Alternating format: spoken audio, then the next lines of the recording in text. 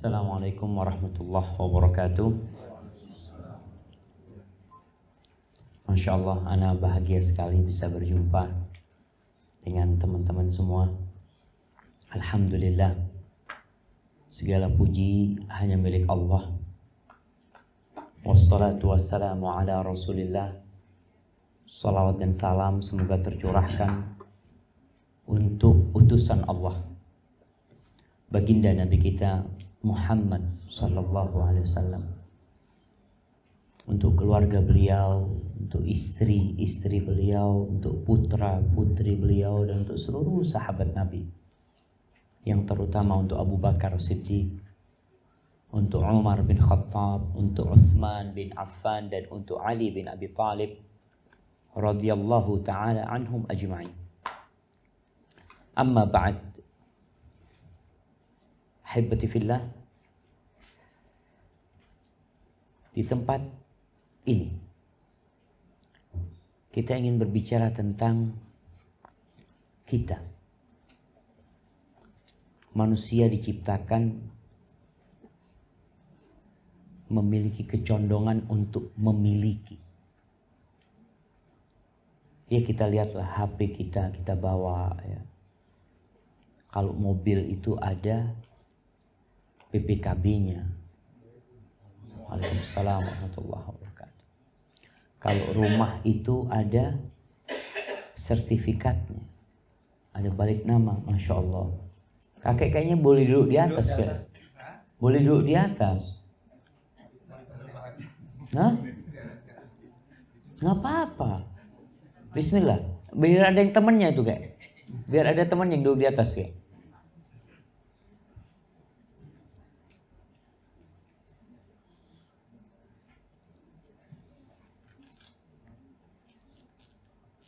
Masya Allah. Kakek ini setia sama surbannya. Surban umroh masih dipakai sama kakek. Kayaknya mau berangkat lagi insya Allah nih. Oh iya. Betul, kakek yang belum sampai akso kakek. Naam, sahih. Masya Allah jemaah. Kita itu memiliki tadi hubbut tamannu, kecondongan memiliki. Ini barangku, ini milikku. Dan bagaimana perasaan kita kalau yang kita milikin itu rusak dan orang yang merusaknya. Antum lihat motor kita, spionnya ada yang nabrak. Allahu Akbar. Itu marahnya jemaah. Padahal dia bisa beli 1000 spion itu. Kenapa dia harus marah? Artinya orang nggak sengaja gitu loh. Nabrak, akhirnya rusak. Tapi karena cinta dia dengan hartanya yang menyebabkan dia melakukan segala sesuatu untuk mempertahankan hartanya. Allah menyebutkan di surah Ali Imran ayat 14. Kata Allah, zuyyina linnas, diindahkan untuk manusia, hubbus syahawat minan nisa, cinta syahwat kepada wanita. Ini bagi laki-laki itu kayak gitu ya. Cinta syahwat kepada wanita. Kalau seorang wanita meninggal dunia, suaminya itu nggak tahan lama. Biasanya dia akan segera menikah. Tapi kalau wanita ditinggal mati suaminya, dia bisa hidup sampai mati tanpa suami. Itu perbedaan. Kadangkala istrinya meninggal hari ini, dia itu nggak mikirin urusan ngubur jenazah aja. Ngubur jenazah kan ada yang ngurusin, tapi dia mikir anak kawin sama siapa. Karena dia tahu anak punya anak siapa yang ngurusin. Anak nggak mungkin pulang ngurusin bayi, ya Allah gimana gendong dia. Maka dia memang memerlukan wanita. Sehingga kita tahu ketika Nabi Adam alaihissalam bangun dari tidurnya di surga. Ketika hidup sebelumnya kesepian, dia bangun, dia lihat Di sisi kepalanya ada Hawa. Langsung hatinya condong. Padahal dia nggak kenal sama perempuan ini. Ditanya, man anti? Kamu siapa? Qala ana Hawa. Khuliqtu min dil'ika. Aku Hawa, aku diciptakan dari tulang rusukmu. Selesai sudah, Adam hilang kesepian dia. Maka Allah sebutkan di sini yang pertama dicintakan adalah syahwat kepada wanita. Wal banin, dan anak. Bagaimana orang ingin punya anak. Yang belum punya anak berusaha ingin punya anak. Bahkan berapapun dia harus keluarkan. Kalau dikatakan bapak ini insya Allah punya anak, asalkan ya biayanya mungkin 300 juta. Apa kata orang ini? Saya cari. Saya cari biaya, insya Allah. Karena dalam benak dia ingin punya anak milik ini. Ini milikku, ini anakku. Bagaimana bangganya orang tua ketika ada tamu. Ini loh anak saya. Ini loh anak saya. Karena itu sudah ditumbuhkan di hati setiap manusia. Itu naluri yang nggak bisa ditentang. Dan itu lumrah. Baru setelah perempuan, anak, baru harta. Allah mengatakan wal qanatiril muqantarah, dan harta yang betul bertumpuk-tumpuk. Emas minadz zahabi wal fiddah, emas perak, wal khailil musawwamah, dan kuda-kuda yang bagus-bagus. Kalau sekarang kayaknya kuda udah mulai ditinggalin. Ada moge sekarang. Ini orang piara moge. Piara aja mah. Jadi bukan punya moge tapi memelihara. Soalnya tadi Bu Mariam cerita sekarang ada istilahnya sepa motor. Aduh, motor masuk sepa. Dulu kita tahu kuda masuk sepa. Sekarang motor masuk sepa. Afwan, bukan kuda, manusia masuk sepa. Tapi seperti itu Allah cintakan. Kuda-kuda yang bagus pada masa itu ya. Kendaraan, artinya kendaraan. Kendaraan yang bagus. Wal an'am, binatang ternak. Wal harth, pertanian, perkebunan. Bagaimana bangganya orang, saya punya kebun sekian hektar, saya punya sekian hektar. Itu cinta, jadi kebanggaan tersendiri milik dia. Lalu apa kata Allah? Zalika mata'ul hayatid dunya. Itulah kesenangan kehidupan dunia. Lalu Allah mengatakan wallahu indahu husnul ma'ab. Tapi Allah itu memiliki tempat kembali yang baik sekali. Jadi lebih baik daripada semua yang kita lihat di dunia ini. Jamaah rahimakumullah, ada sebuah hadis Nabi.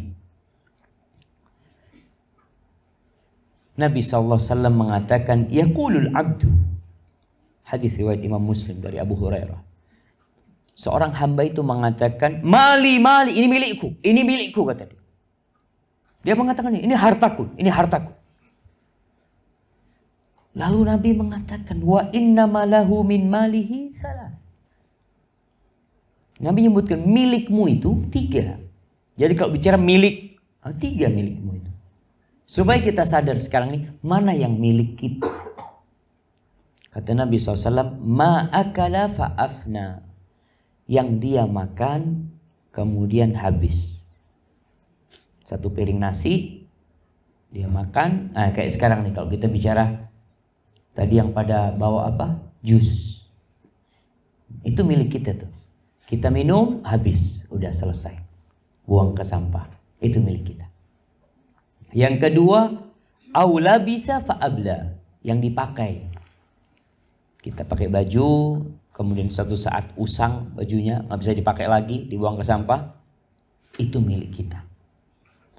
Yang ketiga, au a'ta fa'aqna, atau yang dia bagikan kepada orang lain. Yang dia berikan, kemudian dia simpan. Wa ma siwa dzaka fahuwa dzahibun wa tarikuhu linnas. Selain itu, dia akan tinggalkan. Buat siapa ya? Buat orang. Sehingga ada seorang jamaah yang Masya Allah pinjam duit. Kita bisa lihat orang ini pinjam duit 1 miliar untuk usaha. Subhanallah, gagal usahanya tapi dia harus bayar utang. 1 M dia harus cicil terus. Padahal dia tidak menikmatin sama sekali itu uang. Supaya kita tahu beda rizki dan hasil usaha.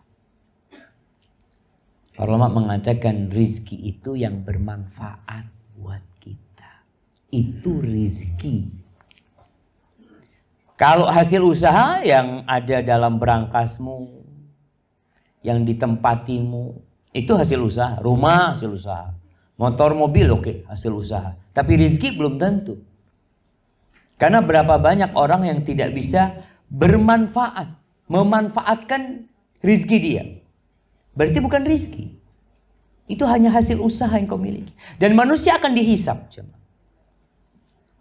Rasulullah SAW bagaimana menceritakan hisab pada hari kiamat. Wa nada'ul mawazin. Allah mengatakan wa nada'ul mawazin al-qista liyaumil qiyamah. Kami akan letakkan timbangan keadilan pada hari kiamat. Ditimbang nanti.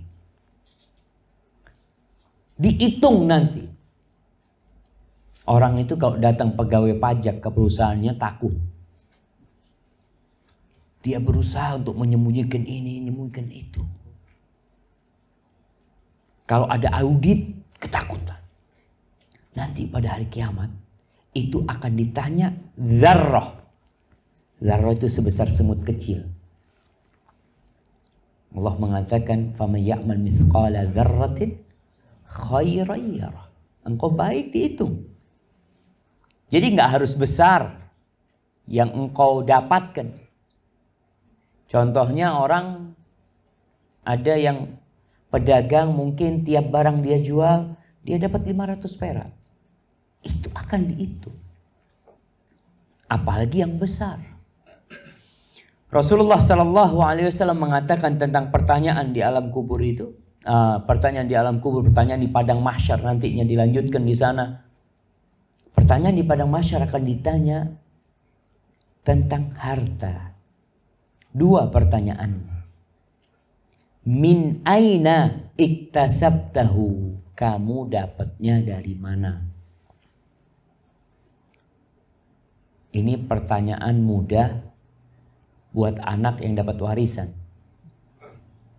Ditanya kamu dapat harta 5 miliar dapat dari mana? Warisan ya Allah. Terus anak sedekahkan. Selesai sudah.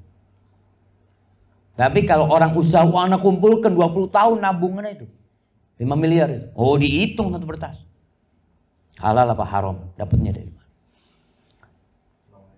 Waalaikumsalam warahmatullahi wabarakatuh. Masya Allah. Ahlan wa sahlan. Fadal bang. Sebelah sini bang. Ntar itu bagian ibu-ibu di sana bang. Soalnya bajunya abang kok mirip.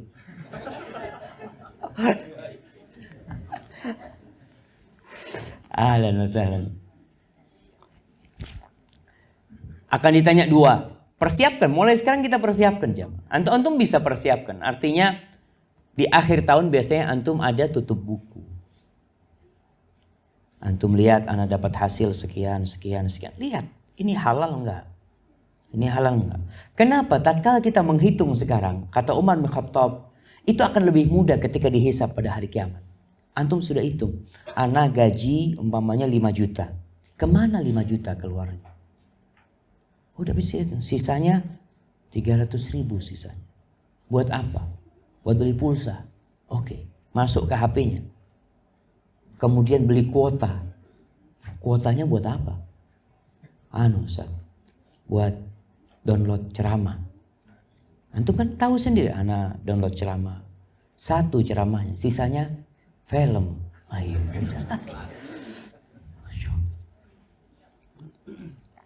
Jemaah, bicara milik kita nih, harta kita. Berapa kilo sih kita makan? Antum mau punya uang 1 triliun. Sama ya supir mikrolet kurang lebih sama. Tetap makan 1 piring. Telur, antum kuat makan berapa telur? Ana bisa beli telur 1 stadion. Pertanyaan bukan bisa telur, itu kan hasil usaha. Ini bicara rizki. Kamu bisa makan berapa banyak telur? Aduh, 1 sudah. Enggak, omelet 2. Omelet 2. Selesai. Berarti sama engkau sama orang miskin. Apa bedanya? Pakai baju.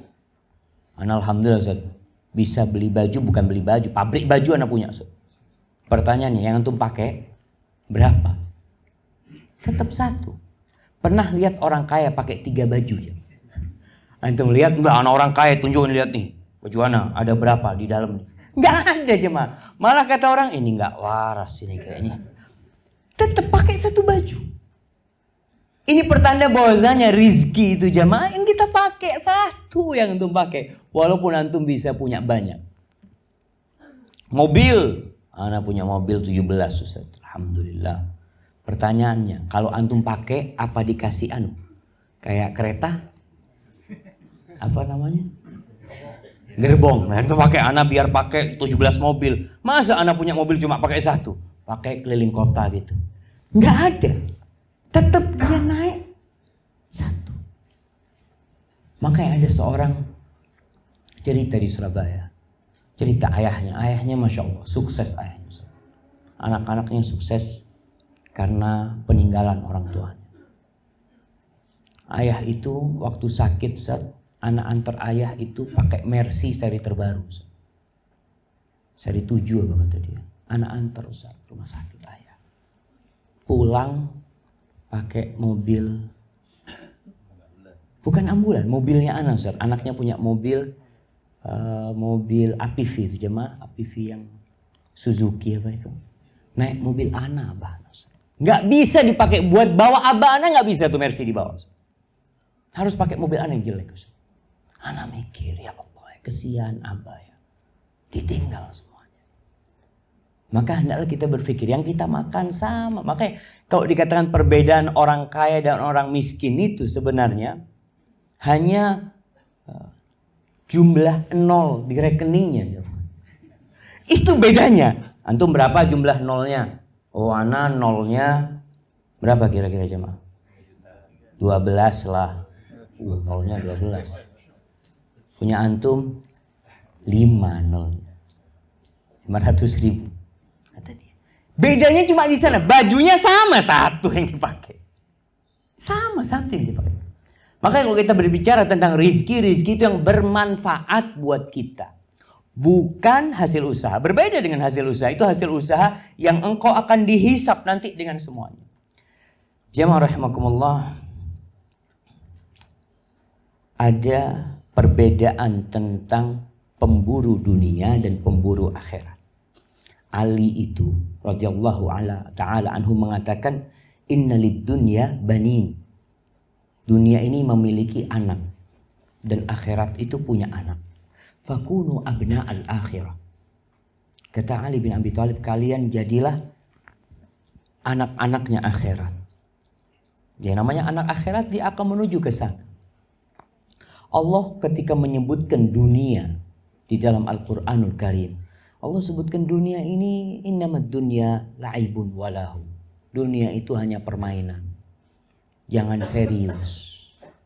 Cari dunia jangan serius. Cari akhirat yang serius. Makanya antum kalau cari dunia nggak serius pun dapat fulus. Duduk ketawa-ketawa, tahu-tahu ada yang beli. Oh, nanti duduk ketawa-ketawa, ada yang beli lagi. Dunia. Tapi antum sholat bisa seperti itu. Harus serius antum sholat.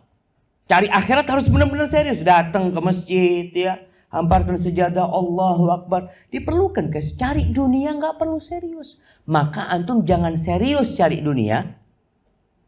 Kemudian main-main cari akhirat. Ada sebuah kaidah. Kaidah penting supaya kita tahu kita ini pemburu akhirat apa pemburu dunia. Kaidahnya mudah sekali jemaah. Kalau antum suka memberi, insya Allah antum abnaul akhirah. Bahagia, bisa berbagi itu bahagia, antum abnaul akhirah.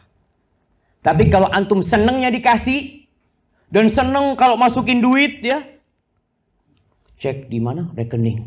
Allah, alhamdulillah. Kalau ngasih orang susah, astagfirullahaladzim. Antum kenapa astagfirullah? Baru sodakoh. Nah, kok bisa baru sodakoh? Astagfirullah. Karena dia tadi memerangi jiwanya, merasa miliknya berkurang. Maka kaidahnya mudah. Antum berbagi, berbahagia, insya Allah antum abnaul akhirah. Tapi kalau hanya antum nerima, bahagianya itu hanya kalau nerima. Wallahi jamaah, ada orang itu kalau melihat orang lain bahagia, dia bahagia sekali. Dia bisa ngasih orang lain. Gimana para sahabat Nabi? Wa yu'thiruna ala anfusihim walau kana bihim khasasah. Antum bisa lihat nih, abnaul akhirah, pemburu akhirat. Dia itu ngasih orang bukan karena kelebihan harta. Yang dia perlukan dia kasihkan. Dan itu bahagia dia jamaah. Dia bisa ngelihat orang lain makan walaupun dia lapar. Alhamdulillah hari ini puasa, nggak apa. Yang penting orang itu bisa makan. Maka ini yang perlu kita perhatikan. Kalau tadi yang punya gamis, ibu-ibu punya abaya. Berapa? Alhamdulillah ada 35 abayanya. Allahu Akbar. Ada ibu-ibu yang punya abaya 35? 35 Ustaz. 100 ada. Dia itu senangnya cuma melihat. Lihat lemarinya, Masya Allah. Yang dia pakai satu. Adakah ibu-ibu yang dalam sehari pakai 5 abaya? Jangan 5, 10 abaya. Dia pakai, dia lihat di cermin. Oh bagus. Dia lepas lagi. Taruh lagi. Pakai lagi. Nggak ada. Maka dia pakai 1 atau 2 kali dia ganti. Sisanya ditinggal. Maka usahakanlah sekarang berbagi. Kalau dikatakan baju layak pakai. Karena baju yang tidak layak pakai itu jadi serbet. Kita di Jember, kita dapat kiriman baju banyak. Banyak sekali. Kemarin anak ngomong sama mahasiswa, udah kita nggak perlu kumpulkan donasi baju. Siap-siap, tapi bongkar dulu bajunya. Layak pakai nggak? Ternyata setelah diperiksa, banyak yang tidak layak pakai. Allah itu menegur. Jangan kalian sodakoh sesuatu. Walastum bi'akhidhihi illa antum midhufi. Kalian ngambil nggak mau. Kecuali aduh nggak ngelihat gitu ngambil. Jangan. Jadi kalau mau sodakoh itu usahakan yang masih bagus. Bahkan kalau yang paling bagus yang antum sodakohkan, Allahu Akbar. Maka ingat, kaidah ini tolong kita praktekkan dalam kehidupan kita untuk melatih diri kita. Sebuah contoh jemaah tentang kehidupan kita di dunia ini. Allah Jalla Jalaluhu itu berulang kali dalam Al-Quranul Karim memberikan contoh tentang dunia ini. Diberi contoh seperti kamathali ghaithin a'jabal kuffar nabatu, seperti air hujan yang turun. Nih musim hujan kita bisa ngelihat tempat-tempat yang kemarin kering sekarang hijau. Masya Allah. Masya Allah. Kok bisa? Itu tempat ibu-ibu. Sebelah sana. Nah, sebelah sini. Nah, jangan deket-deket ibu-ibu. Masya Allah.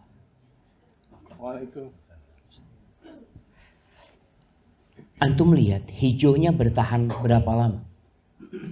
Nanti tahu-tahu musim hujan selesai. Padi kering, hutan terbakar. Hadih dunia. Nggak lama. Nggak sampai setahun.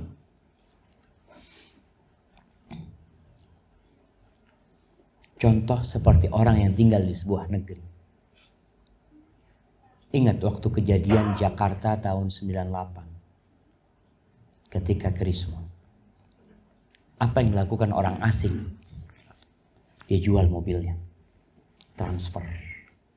Dia jual rumahnya. Transfer. Semuanya dia jual, dia lepas. Kemudian dia berangkat ke airport. Ketika dia masuk ke bagian imigrasi, dapat visa. Ketika dia duduk di pesawat, bahagia dia.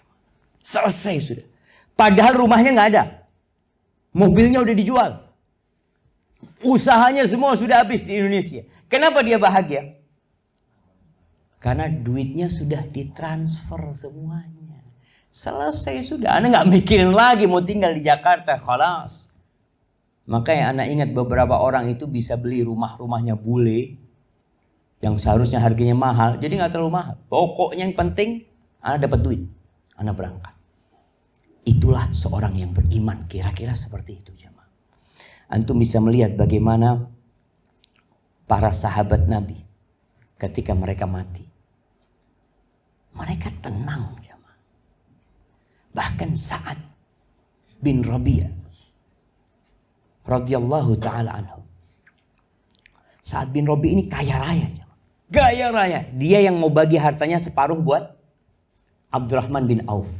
Ingat ketika hijrah, dia dijadikan saudara sama Abdurrahman bin Auf. Yang kata dia, ya Abdurrahman, engkau tahu aku ini termasuk orang paling kaya di Madinah.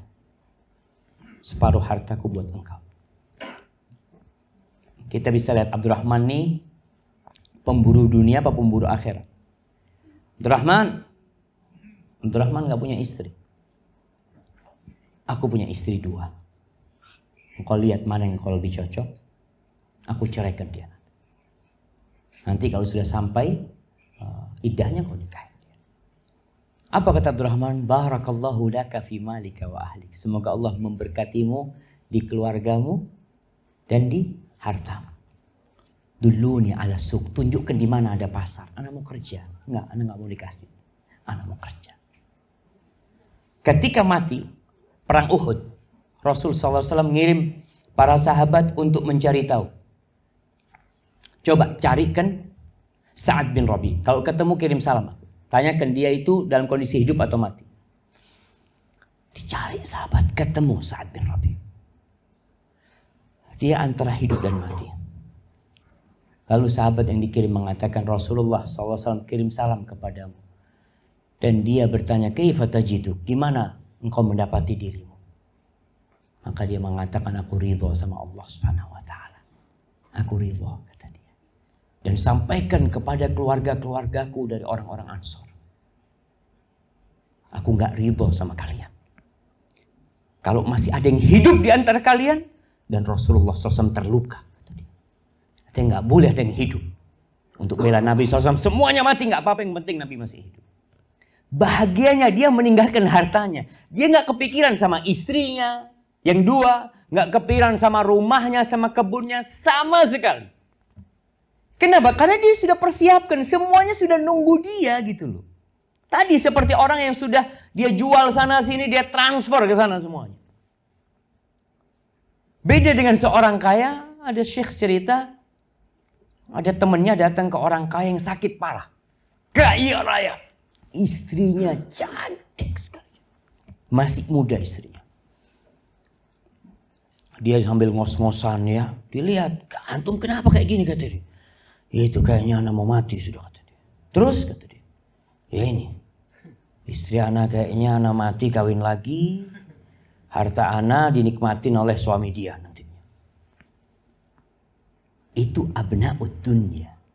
Yang berpikir dunia seperti itu. Karena memang duitnya ditinggal di dunia. Dinikmatin oleh orang.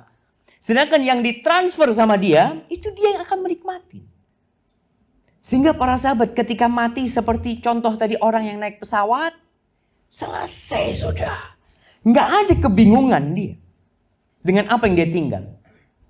Ketika Fatimah bintu Muhammadin sallallahu ala nabiyina wasallam dekat dengan Nabi sebelum meninggalnya Rasul SAW. Fatimah sedih. Wah karbata. Aduh sedihnya abahku mau meninggal, katanya. Fatimah, apa kata Nabi? Ya bunayya. Engkau tahu gak ada lagi kesedihan selesai ini buat bapakmu. Gak ada lagi. Orang kan berpikir mau mati sedih. Enggak, ini masa kebahagiaan ini. Aku mau berangkat nih.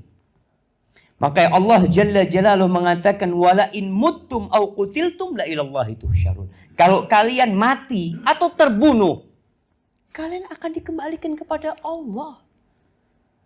Jadi nggak usah kepikiran dengan yang ditinggal. Kalau memang kita mau ketemu sama Allah Subhanahu wa taala. Di surat Az-Zukhruf ayat 32 Allah mengatakan wa rahmatu rabbika khairun mimma yajma'un. Rahmat Allah itu lebih baik daripada apa yang dikumpulkan sama manusia. Lebih baik. Sehingga ini yang harus kita pikirkan sekarang. Berusaha mencari rahmat Allah. Dengan apa? Ya alhamdulillah. Pintu kebaikan ini banyak jamaah. Nggak harus fulus. Ada orang yang nggak punya duit. Oh, tenang antum. Allah buka. Senyummu jadi sodakoh. Bisa bayangin. Islam ini kalau bicara sodakoh bukan cuma fulus. Senyummu jadi sodakoh. Engkau jalan menuju ke masjid. Keluar rumah melihat ada gelas plastik terbuang di pinggir jalan. Diangkat. Buang ke tempat sampah. Sodakoh. Allahu Akbar. Ngelihat ada daun pohon jatuh ke kaca mobilnya orang. Bukan mobil antum. Antum ambil itu daun. Antum buang itu daun. Sedekah. Al-kalimatut thayyibah sedekah. Kata-kata yang baik sedekah. Melihat orang kadangkala subhanallah ya. Naik motor kadangkala jagraknya itu standarnya itu enggak kelipet ya.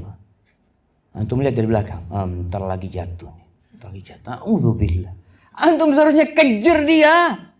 Kejar dia. Mas, standarnya mas. Sodako. Nggak keluar duit antum sodako. Kadangkala kita nih jamaah. Mau senyum sama orang? Enggak. Nggak mau. Lihat bagaimana seorang ngasih minum anjing masuk surga. Dia bukan kasih sodako buat masjid. Lah. Dia bukan membangun pesantren. Tidak. Dia ngasih minum seekor anjing. Allah ampuni dosanya masuk surga. Makanya. Kalau kita itu nggak masuk surga. Benar-benar orang yang merugi. Kenapa? Peluang masuk surga itu besar sekali. Lalu nggak masuk surga. Seperti orang dibukakan pintu surga itu. Masya Allah. 800 mil. Lebarnya kira-kira. 1000 kilo lebih. Terus antum nggak masuk. Antum kan gimana? Apa penyebabnya? Milikku. Ini milikku. Ini milikku. Dari pagi sampai sore berusaha untuk berpikir milikku. Jamaah rahimakumullah. Allah mengatakan innal muttaqina fi jannati wa nahar. Orang-orang yang bertakwa itu di mana tempatnya? Dia akan duduk di sungai-sungai, di taman-taman yang indah. Di sisi Allah Jalla Jalla. Tapi yang perlu kita lakukanlah ya sekarang di dunia ini. Melihat mana sih sebenarnya yang milikku dan mana yang bukan milikku. Yang milikku yang kau kirim. Yang kau sisakan ya sudah. 3 aja pilihannya. Makan, dipakai atau disedekahkan. Antum kalau pakai tadi nggak mungkin pakai 2 pakaian. Sedekah antum bisa sedekah 10 pakaian. Dipakai 10 orang antum dapat pahalanya semuanya. Bisa. Tapi kalau antum pakai sendiri cuma 1 antum bisa pakai. Sehingga bagaimana para sahabat Nabi berlomba-lomba untuk beramal. Anaknya dikirim. Milikku. Orang sekarang kalau bicara anak jamaah. Antum berpikir anak mau dijadikan apa? Itu ibunya Anas bin Malik. Ummu Sulaim bawa Anas. Ya Rasulullah nih. Anas. Ulamun. Dia anak yang pintar. Sudah. Jadi pembantu di rumah. Subhanallah. Satu lagi bawa anaknya ke Nabi untuk ikut perang. Ya Rasulullah. Tolong boleh ikut perang. Ingat kisah kita di Masjidil Aqsa. Ibunya Maryam, Hana. Ketika dia hamil, apa kata dia? Rabbi inni nazartu ma fi batni muharraran. Fataqabbal minni. Ya Allah, nih anakku. Aku wakafkan buat engkau ya Allah. Anaknya cuma dijadikan pembantu di Masjidil Aqsa. Kenapa? Dia berpikir inilah yang akan kita dapatkan nanti di akhirat. Tapi kita males. Cari dunia sebanyak-banyaknya silahkan. Tapi tadi transfer ke sana. Transfer. Supaya antum dapat manfaat dari kelelahan antum. Rasulullah SAW menceritakan bagaimana idza wudi'atil janazah ala aktafi rijal. Kalau jenazah itu selesai dimandikan, selesai disolatin, diangkat. Ditaruh di pundaknya para lelaki menuju ke kuburan. Ngomong dia jenazah jamaah. In kanat solihatan. Kalau itu jenazahnya orang soleh, dia akan berteriak mengatakan, qaddimuni, qaddimuni, cepetan loh, cepetan, masukkan aku ke sana, cepetan kata dia. Segerakan, jangan santai. Oleh karena itu, para anak ingat kalau orang tuanya meninggal dunia, ada satu saudaranya yang di luar kota masih lama, datangnya ibunya kuburkan. Usahakan anak itu berbakti kepada orang tuanya hidup dan mati. Kedatangan antum itu tidak bisa buat apa-apa. Nunggu anaknya 24 jam. Apa yang diberikan anaknya kepada ibu? Apa? Penghormatan terakhir apa? Penghormatan terakhir segerakan ke kuburan. Anak ingin nyolatin ibu anak Ustaz. Nanti udah dikubur kau datang sholat di atas kuburan. Apa-apa. Tapi kalau jenazahnya ibu harus menunggu kedatanganmu. Dan engkau tidak memberikan apa-apa kepada ibu. Akhirnya nih jenazah tertahan gara-gara anaknya. Padahal jenazah kepingin segera dimakamkan. Wa in kanat ghaira dzalik, kalau dia bukan orang yang soleh, inilah kebingungan dia. Dia bertanya, aina yadhhabuna biha? Ya wailaha, aina yadhhabuna biha? Dibawa kemana ini? Ini mau dibawa kemana aku ini? Karena dia gak jelas target dia. Tapi kalau mukmin selesai. Dia mau dibawa, Allahu Akbar. Bahagia dia jemaah. Antum coba lihatlah. Baca sejarah para sahabat. Anak-anak sehatkan coba. Baca sejarah para sahabat. Bagaimana matinya para sahabat. Mati mereka sakit sebagian. Nah, sampai ada Mu'adz bin Jabal yang sakit kena kusta. Anas bin Malik itu pernah sehari memakamkan anaknya. Itu puluhan yang dia makamkan. Ketika kena wabah kusta. Tapi dia ridho. Dan ada seorang dokter yang cerita, ana nih ngurusin orang mati. Di rumah sakit. Ya Allah. Ada yang teriak-teriak mikirkan. Itu kendaraan anak itu gimana itu? Mana anak-anak? Itu nanti kebunnya bapak gimana? Ribut. Yang dia pikirkan seharusnya di sana itu tentang akhirat dia. Udah selesai.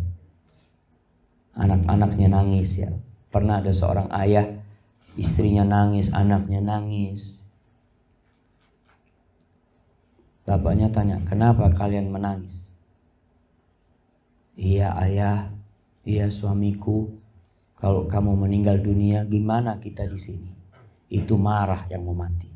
Kalian menangis nggak mikirin aku nanti di kuburan gimana? Kok mikirin diri kalian masih? Itu ada yang seperti itu. Anak-anak nangis mikirin dirinya, bukan mikirin bapaknya. Jadi bapaknya ini mesin pencari fulus gitu. Kalau mati, aduh bapak mati kita susah cari duit. Hati-hati yang jadi anak yang dia harus pikirkan ketika orang tuanya meninggal dunia. Dia menangis gimana kira-kira bapak di kuburan. Apakah sudah cukup amalan bapak kita? Di sini tugas kita jemaah. Jemaah rahimakumullah.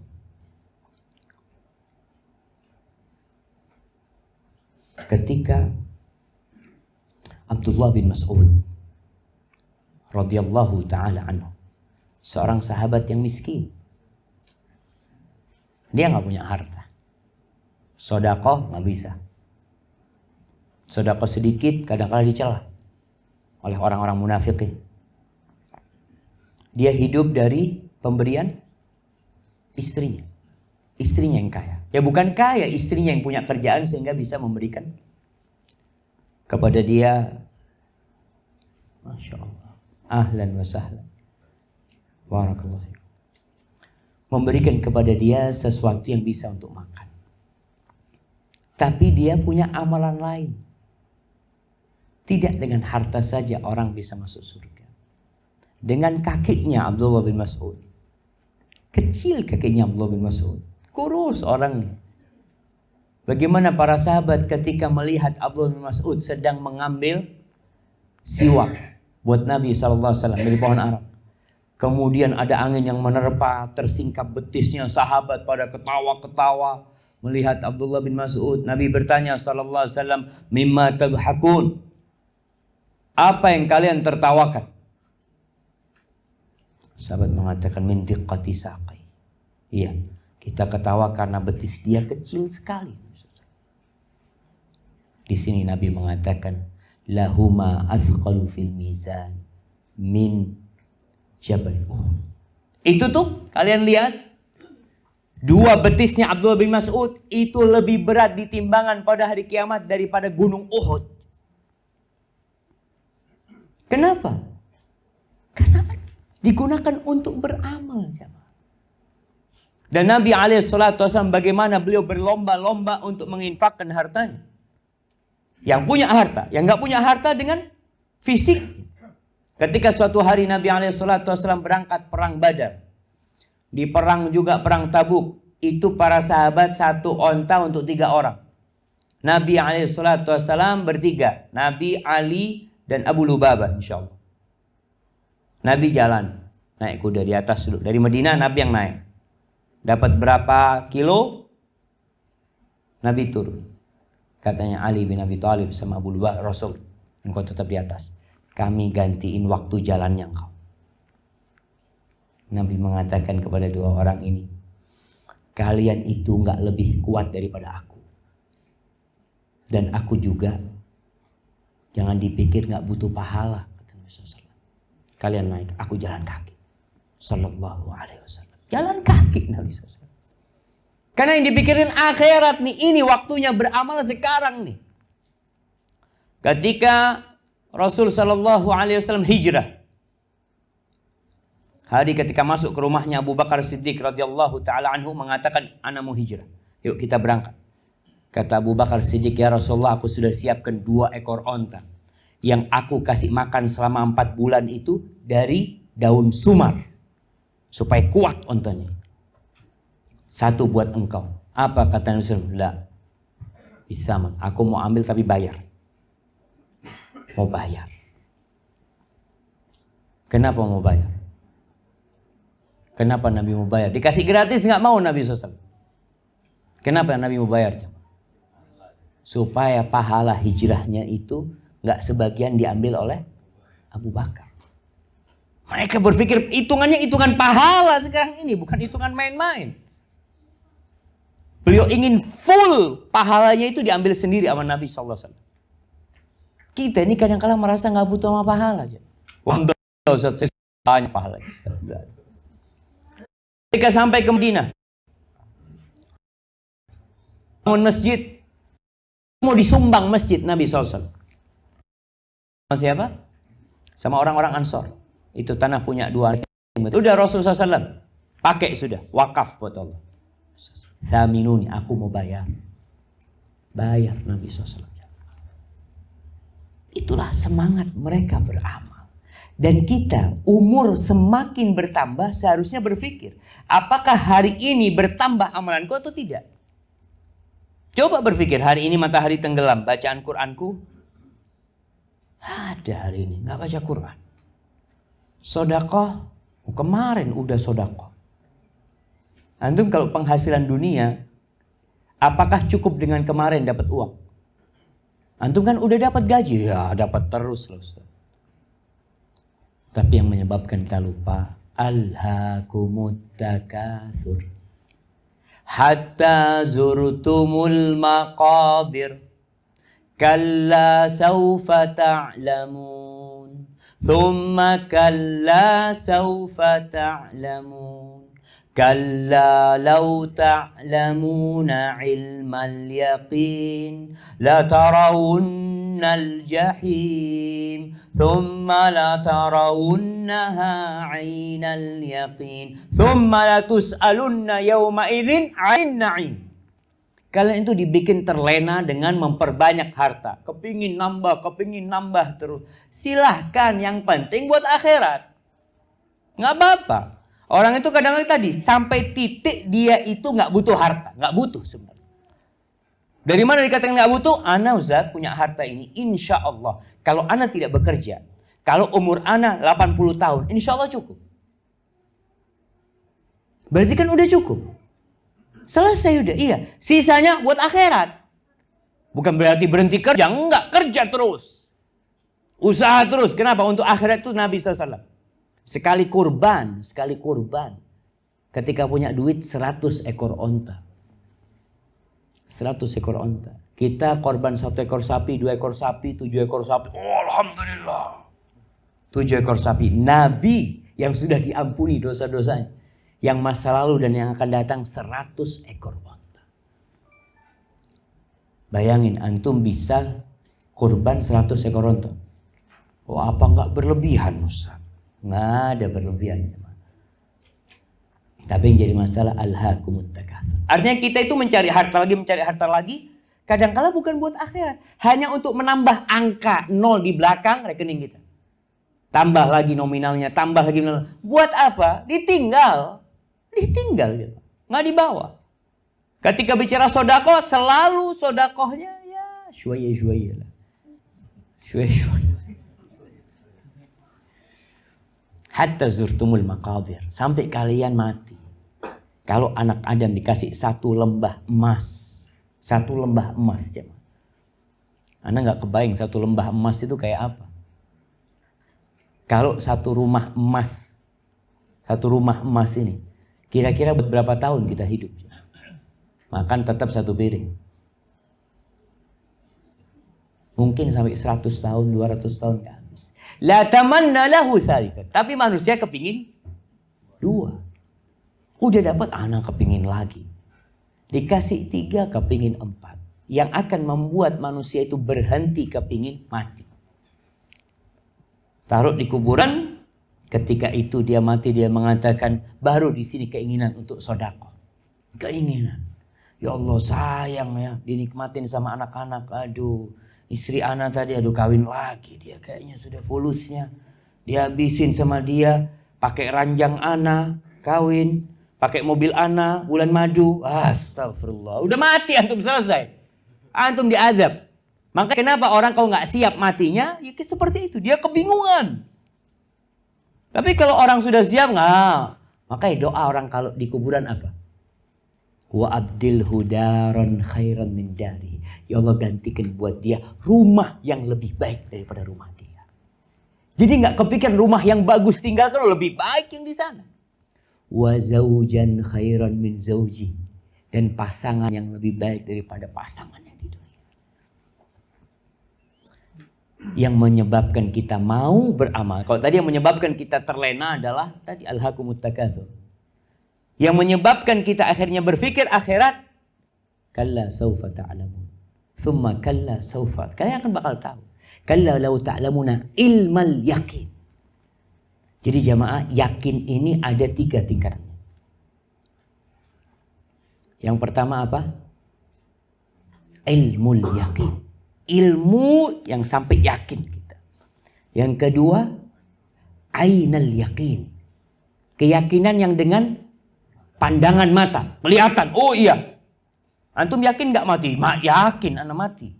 Anak lihat fulan mati. Yakin ada neraka? Belum ngelihat kita. Kita masih ilmu yakin. Nanti melihat neraka didatangkan di padang mahsyar itu. Ketika itu ainal yakin. Dia lihat ya Allah yakin ternyata ada. Ketika dibangkitkan dari kuburnya yakin dia. Hakul yakin itu ketika merasakan nanti. Aduh habis. Maka kita seharusnya sudah punya ilmu yakin. Sehingga ketika orang nanti dibangkitkan pada hari kiamat. Dibagikan rapot itu. Dia pegang dengan tangan kanannya. Apa kata dia? Ketika dia berteriak orang ini. Fa'amma man utiya kitabahu biyamini. Adapun yang mendapatkan kitab dengan tangan kanannya. Apa kata dia? Fayaqul ha'umuqra'u kitabiyah. Kalian baca kitabku. Langsung ditanjuk. Nih baca. Kok sombong banget anu? Bukan masalah sombong. Baca nih bukuku. Inni dhanantu anni mulaqin hisabiyah. Dia mengatakan aku yakin kalau aku akan dihisab. Yakin. Wallahi ya mah. Antum lihat orang ke masjid pulang dapat apa? Berangkat ke masjid sholat subuh dingin-dingin ke masjid pulang. Nggak dapat apa-apa. Antum kalau berangkat lembur kerja pulang ada yang dibawa. Istrinya tanya dapat apa bang? Alhamdulillah dapat. Suami pulang dari masjid ditanya, bang dapat apa bang ke masjid? Nggak dapat apa-apa. Berangkat umroh. Kemarin kita umroh ke Aqsa, ke Medina, ke Mekah. Pulang dapat apa? Yang ada nol di rekeningnya berkurang. Apa? Aduh anak bayar banyak Ustaz. Berkurang. Tapi kenapa dilakukan itu? Inni dhanantu anni mulaqin hisab. Yakin kalau hitungannya itu ada. Jadi nggak hilang gitu. Fahuwa fi 'aisyatir radiyah. Orang yang seperti ini baru berada dalam kehidupan yang diridhai. Wa amma man utiya kitabahu bishimalihi, yang mendapatkan kitab dengan tangan kirinya. Apa kata dia? Ya laitani lam uta kitabiyah wa lam adri ma hisabiyah. Ya laitaha kanatil qadiyah. Ma aghna anni maliyah. Halaka anni sultaniyah. Dia akan mengatakan, aduh andai kata aku nggak dapat bukuku ini. Andai kata aku nggak dapat kitab. Andai kata aku nggak tahu dengan isinya. Andai kata kematian menyelesaikan dari semuanya. Nanti dia berpikir kalau mati selesai sudah itu lebih enak buat dia. Nggak apa-apa, nggak dapat nikmat lagi, yang penting mati selesai. Tapi ternyata enggak. Dibangkitkan dia untuk ditanya setiap yang dia amalkan. Urusannya harta yang paling ruwet buat dia. Kemudian dia mengatakan ma aghna anni maliyah. Hartaku tidak berguna buat aku. Tak berguna. Karena ditinggal, nggak dibawa, mati. Nggak berguna. Pada hari itu nggak ada manfaat harta, sudah selesai. Dunianya sudah hancur. Halaka anni sultaniyah. Kekuasaan dia. Kalau di dunia jamaah subhanallah orang punya kuasa itu enak. Yang benar bisa jadi salah, yang salah bisa jadi benar. Anaknya divonis masuk penjara, sore keluar sudah. Kenapa? Oh, bapaknya ini orang nomor 2. Bisa dia lakukan itu. Tapi akhirat nggak ada. Khudhuhu faghullu. Sudah ambil dia, tangkap dia. Masukkan ke neraka. Na'udzubillah.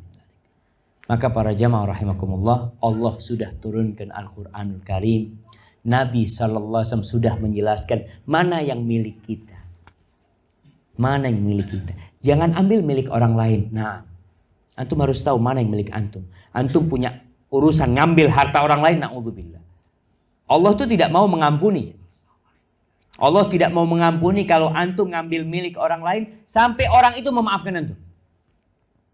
Antum pernah ngambil 1000. Dulu mungkin kita waktu SMA makan di warung, gorengan nggak bayar.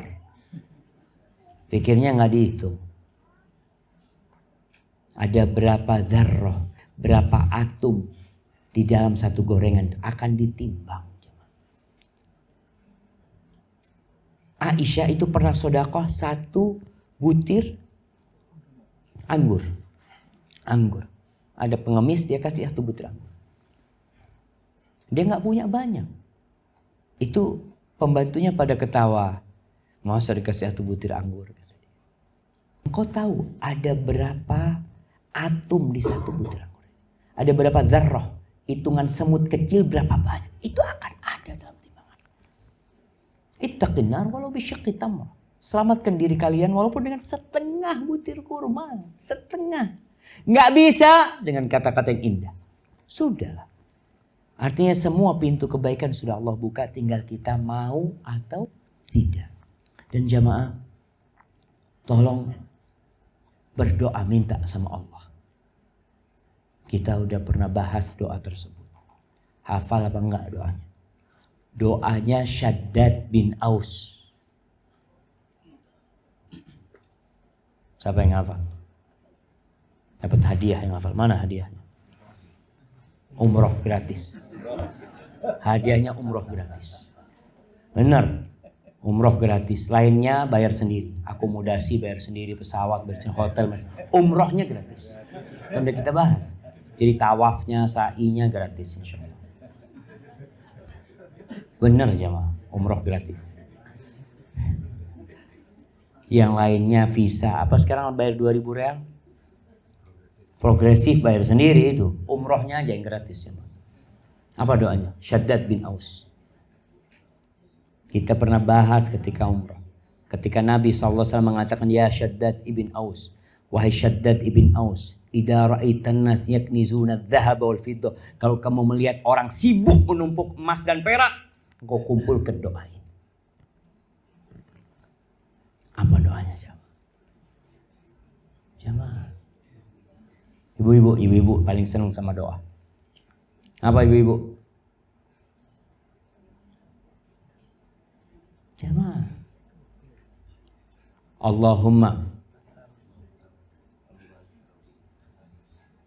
Allahumma inni as'aluka tsabata fil amr wal azimata 'ala rusydi wa as'aluka mujibati rahmatik wa azaima maghfiratik wa as'aluka syukra ni'matik wa husna ibadatik wa as'aluka qalban saliman wa lisanan sadiqan wa as'aluka min khairi ma ta'lam wa a'udzu bika min syarri ma ta'lam wa astaghfiruka lima ta'lam innaka anta 'allamul ghuyub. Itu doa. Jadi usahakan kita itu baca tuh doa Nabi diajarkan kepada sahabat. Jadi sahabat tenang kalau mati. Yang dia minta pertama, ya Allah aku minta ketetapan, keteguhan dalam urusan ini. Dan minta tekad yang kuat di atas petunjuk. Tekad yang kuat benar.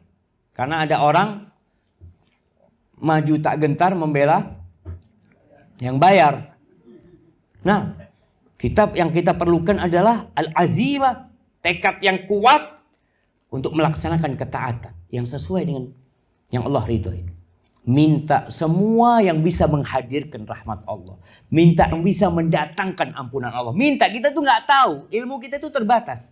Terus kita minta sama Allah. Apa aja ya Allah amalan yang bisa membuat engkau ridho. Tolong aku dikasih petunjuk. Antum lihat paku di jalan. Gimana kita minta supaya hati tergerak. Bisa menggerakkan itu paku. Subhanallah jemaah.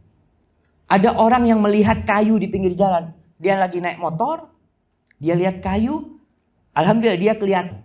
Sehingga dia bisa apa istilahnya? Menghindar. Ditinggal itu kayu. Yang di belakang dor. Rasa no. Na'udzubillah. Ada orang-orang seharusnya dia berhenti.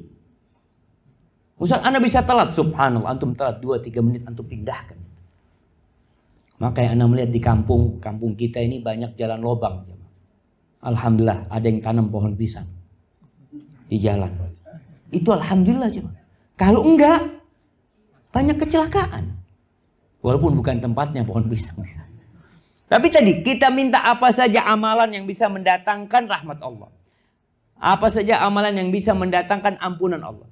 Wa as'aluka syukra nikmatik. Ya Allah minta ya Allah supaya hamba pandai bersyukur kepadamu ya Allah. Wa husna ibadatik. Ya Allah mudah-mudahan ibadah hamba jadi lebih baik. Mungkin antum udah beribadah 50 tahun. Baik enggak ibadah kita? Minta sama Allah. Kemudian minta qalban saliman. Hati yang selamat. Yang enggak ada rasa iri. Enggak ada dengki. Enggak ada penyakit-penyakit hati. Walisanan shadiqan. Minta lisan yang tidak berdusta. Lisan yang selalu jujur. Kemudian wa as'aluka min khairi ma ta'lam. Ya Allah aku minta dari semua kebaikan yang kau ketahui.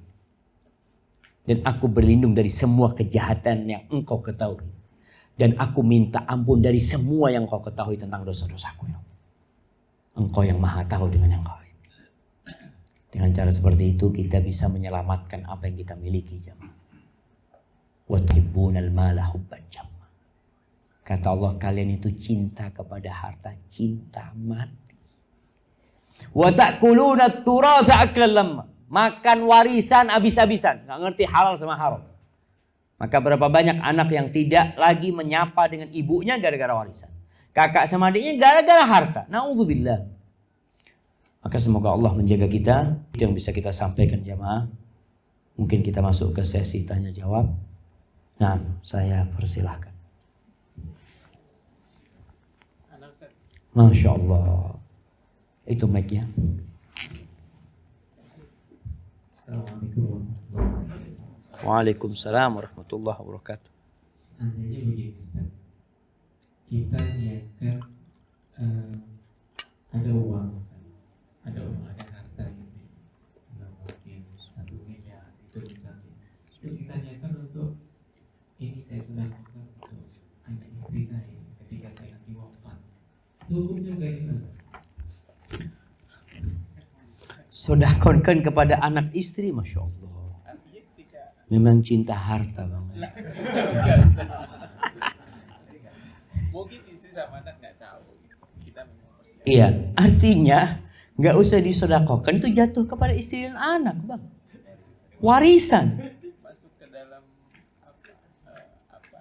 Kalau mau dikasih ketika hidup boleh, tapi ketika mati namanya wasiat. Kalau aku mati, aku berikan kepada sedekah untuk istri dan anakku. Itu nggak jalan. Karena ahli waris nggak boleh dapat wasiat. Karena udah dapat bagian dia. Makanya kalau mau hidup, itulah bagikan. Apa yang kita berikan kepada istri kita, ini para suami juga nggak boleh pelit sama istri. Apa yang antum berikan kepada istri? Sampai kata Nabi SAW, hatta luqmah, sampai 1 suap. Tarfa'uha ila fimra'ati. Subhanallah jemaah. Nabi menggambarkan bagaimana keharmonisan rumah tangga. Sampai 1 suap yang engkau angkat ke mulut istrimu. Siapa yang memberi suami? Tabtaghi biha wajh Allah. Engkau berharap keridhaan Allah, maka dihitung sedekah. Jadi para suami sekali-kali kalau makan, istrinya suruh duduk di sebelahnya. Duduk sini. Aku mau sedekah. Saya makan. Itu dapat pahala sedekah jemaah. Masya Allah. Jadi seperti itu bang. Ketika hidup, apa yang kita berikan kepada istri akan dapat pahala sedekah asalkan kita niatkan lillahi ta'ala. Barakallahu fikum. Baik, silakan.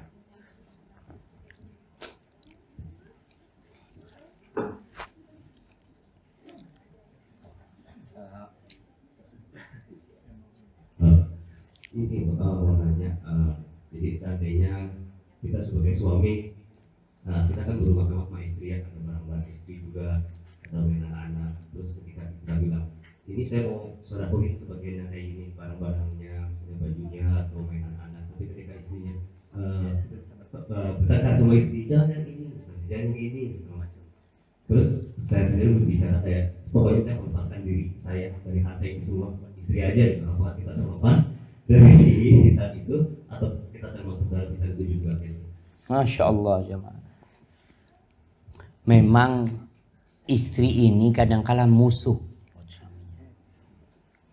Iya, anak juga. Ada orang yang sebelum punya anak sedekah terus.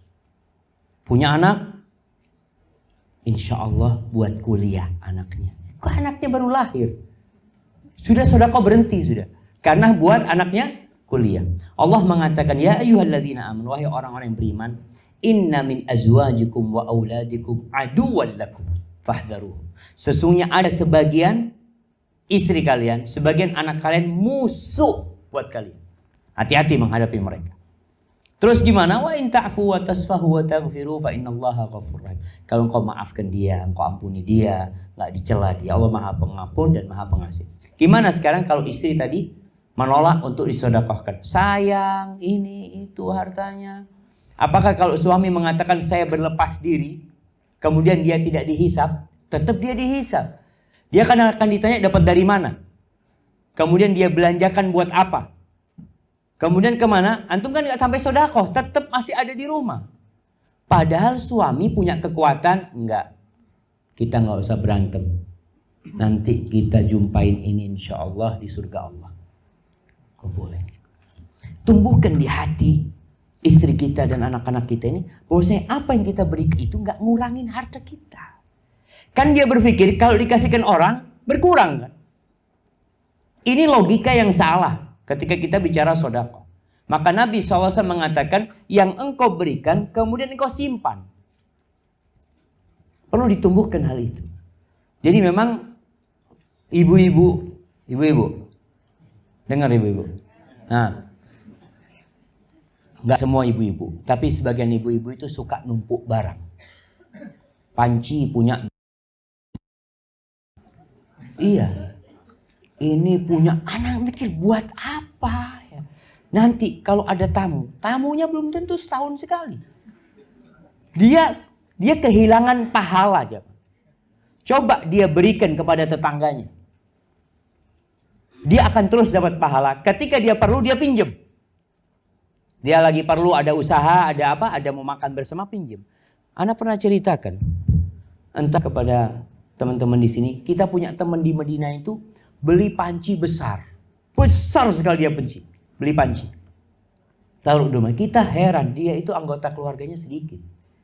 Ketika ditanya, kenapa engkau beli itu? Buat yang mau pinjam. Jadi anak punya. Anak mau cari pahala dari meminjamkan. Dia artinya dia mau kasih, orang nggak perlu. Artinya panci besar buat apa dikasih ke orang juga. Orang dia anggota keluarganya cuma 3. Tapi dia siapkan untuk dipinjam. Maka logika ini yang perlu dirubah. Bahwasanya apa yang kita sedekahkan, apa yang kita miliki di rumah yang tidak perlu, sedekahkan. Maka jangan sampai suami berlepas diri. Karena suami tugasnya sebagai pemimpin. Antum yang tanggung jawab. Barakallahu fikum. Nah.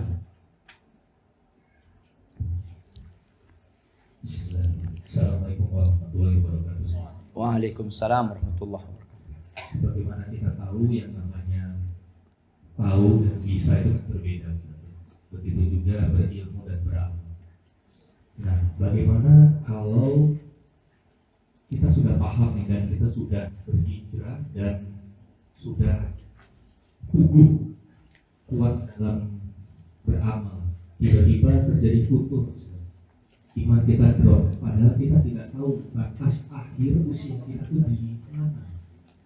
Bagaimana kiat-kiatnya agar kita bisa menaikkan lagi level iman kita agar tidak merasa merugi nanti di kemudian hari. Barakallahu fikum.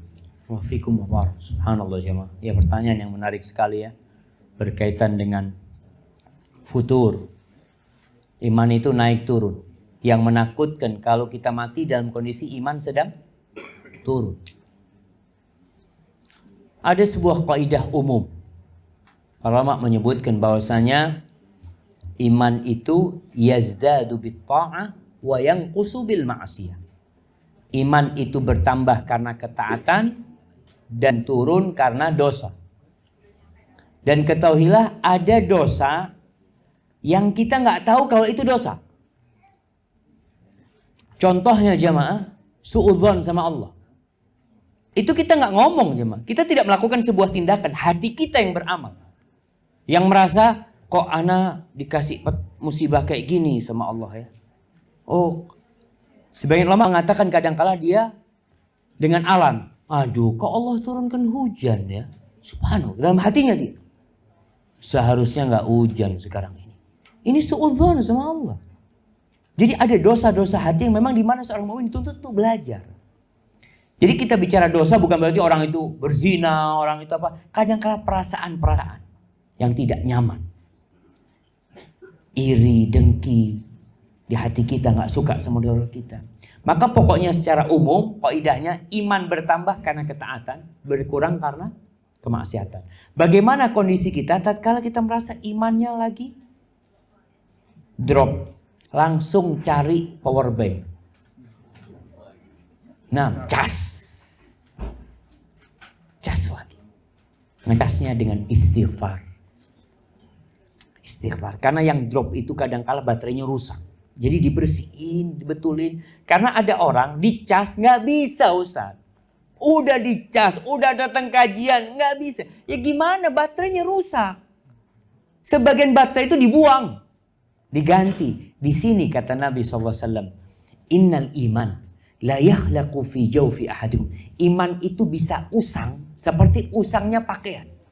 Usang nggak bisa dipakai, mau dijahit, mau ditambal nggak bisa, robek dia sudah.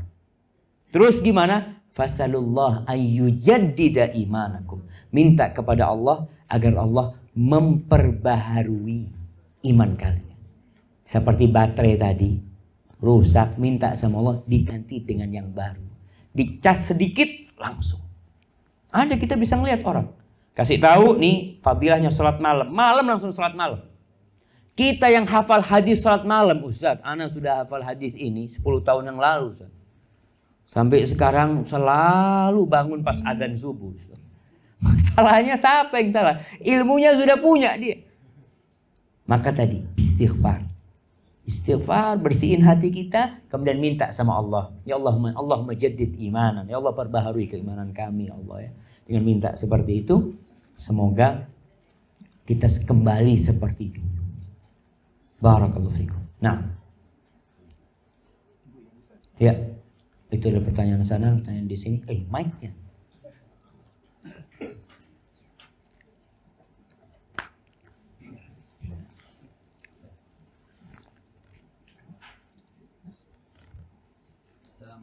Belum hidup.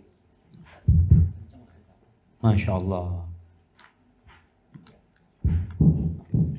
Assalamualaikum warahmatullahi wabarakatuh. Waalaikumsalam warahmatullahi wabarakatuh.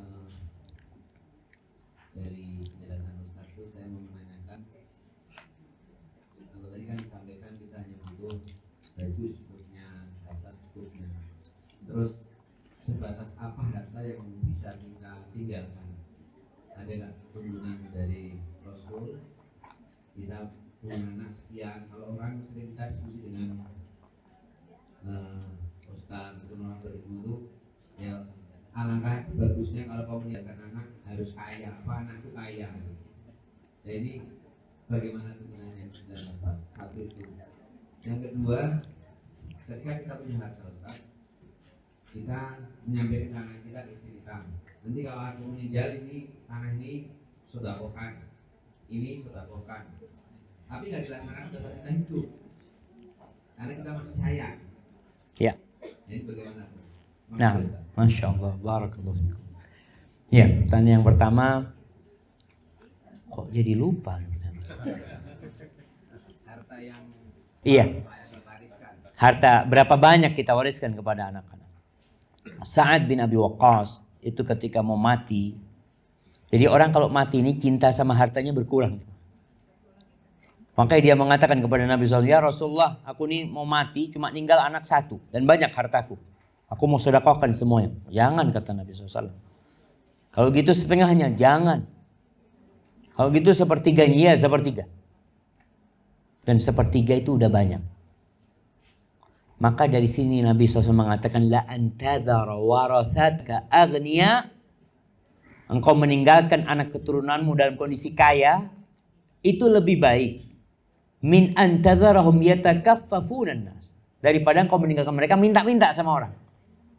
Jadi intinya jangan sampai kita meninggalkan anak kita akhirnya hidupnya harus minta-minta. Cukuplah buat hidup dia. Karena terus terang harta jamaah. Ana melihat beberapa orang di kampung, bapaknya meninggal dia dapat 1 miliar, 1 miliar, 1 miliar. Subhanallah. 1 bulan. Karena anaknya nggak benar, narkoba. Jadi kita harus berpikir jangan sampai harta kita ini digunakan untuk membantu dia berbuat dosa. Tapi tinggalkan harta ini kalau kita persiapkan anak-anak kita agar dia jadi orang soleh. Ketika kita tinggalkan harta, ada sebagian anak Masya Allah nggak mau ngambil warisan bapaknya. Enggak, sudah kita sudahkan semuanya. Kesian abah kita yang capek ngumpulin harta. Udah sudahkan semua buat ayah. Ini karena orang tua mempersiapkan keimanan anak.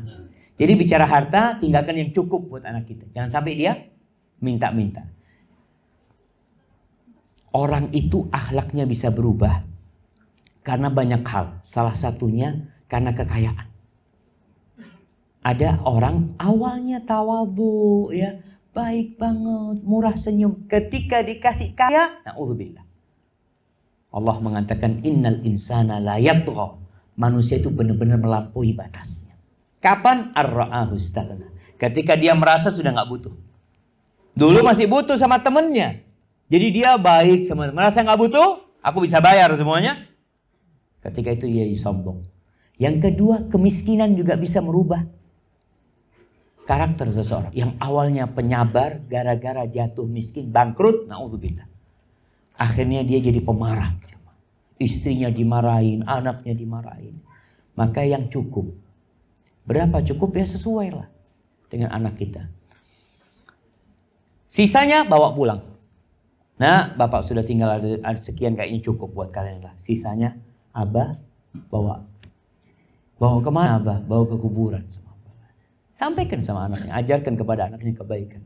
Seperti cerita orang yang di Solo, yang setiap dia beli baju 2, uang belanja 2, sampai pernah beli mobil 2. Anaknya protes, abah kalau baju 2 oke lah, uang belanja 2 ya, tapi kalau mobil 2 abah, kasihkan anaknya ahsan mobilnya. Apa kata abahnya? Nah, abah ini kepingin naik mobil juga di akhirat nanti. Nah, di dunia abah naik, nanti di padang mahsyar abang naik juga. Yang satu sedekahkanlah. Anak-anaknya bisa naik mobil abahnya. Subhanallah.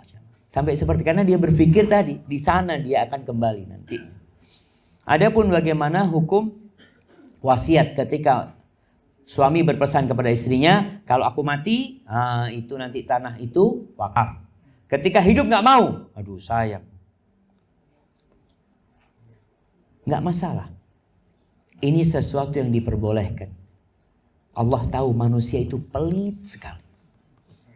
Maka kata Nabi SAW, anta tasaddaqa wa anta sahihun syahid. Engkau bersedekah dalam kondisi sehat, kondisi cinta sama harta, berharap hidup panjang, itu lebih baik daripada engkau sedekah sudah sakit-sakitan. Iya, yang ini nanti ya, iya, yang ini buat bulan kata dia. Beda pahalanya. Beda pahala, tapi dapat pahala tetap, tapi berbeda pahalanya. Wallahu a'lam bishawab. Nah, fadhil. Assalamualaikum warahmatullahi wabarakatuh. Waalaikumsalam warahmatullahi wabarakatuh. Saya tadi pas yang Muhammad ingin segera dikuburkan, Ustaz. Yang masalah ada satu komplek ketika meninggal itu pengurusannya tidak sesuai dengan sunnah. Banyak yang selalu bid'ah gitu. Apakah kita yang di situ seperti apa, Ustaz? Kita ingin memberitahu yang sebenarnya kami di komplek itu sudah ada yang pengurusan gitu. Tapi tidak sesuai. Itu bagaimana kita ingin beritahukan, kemudian terus kita kalau meninggal di situ bagaimana, Ustaz? Setelah meninggal diurusnya seperti itu gitu. Nah. Subhanallah jamaah. Ya, ini termasuk kondisi di masyarakat kita yang banyak pengurusan jenazah tidak sesuai dengan sunnah. Bahkan malah dosa. Di kampung Ana itu Ana masih ingat ketika Ana di pesantren memandikan jenazah laki, itu dipangku oleh 3 anaknya. Anaknya 2 perempuan 1 laki. Dipangku ya, bapaknya. Telanjang, orang kampung nonton semuanya. Yang jadi masalah di sana itu ada tokoh agama. Kita nggak mungkin ngasih tahu. Karena ente siap. Kencing belum lurus. Masih tahu. Ini sudah tua-tua semuanya. Maka apa tugas kita? Yang pertama, kalau kita memang tahu di kampung sana seperti itu ritual pemakamannya, kita bikin wasiat. Supaya pihak mereka tahu kita ingin seperti ini pemakamannya. Sehingga biasanya orang kampung itu kalau ada wasiat takut mereka.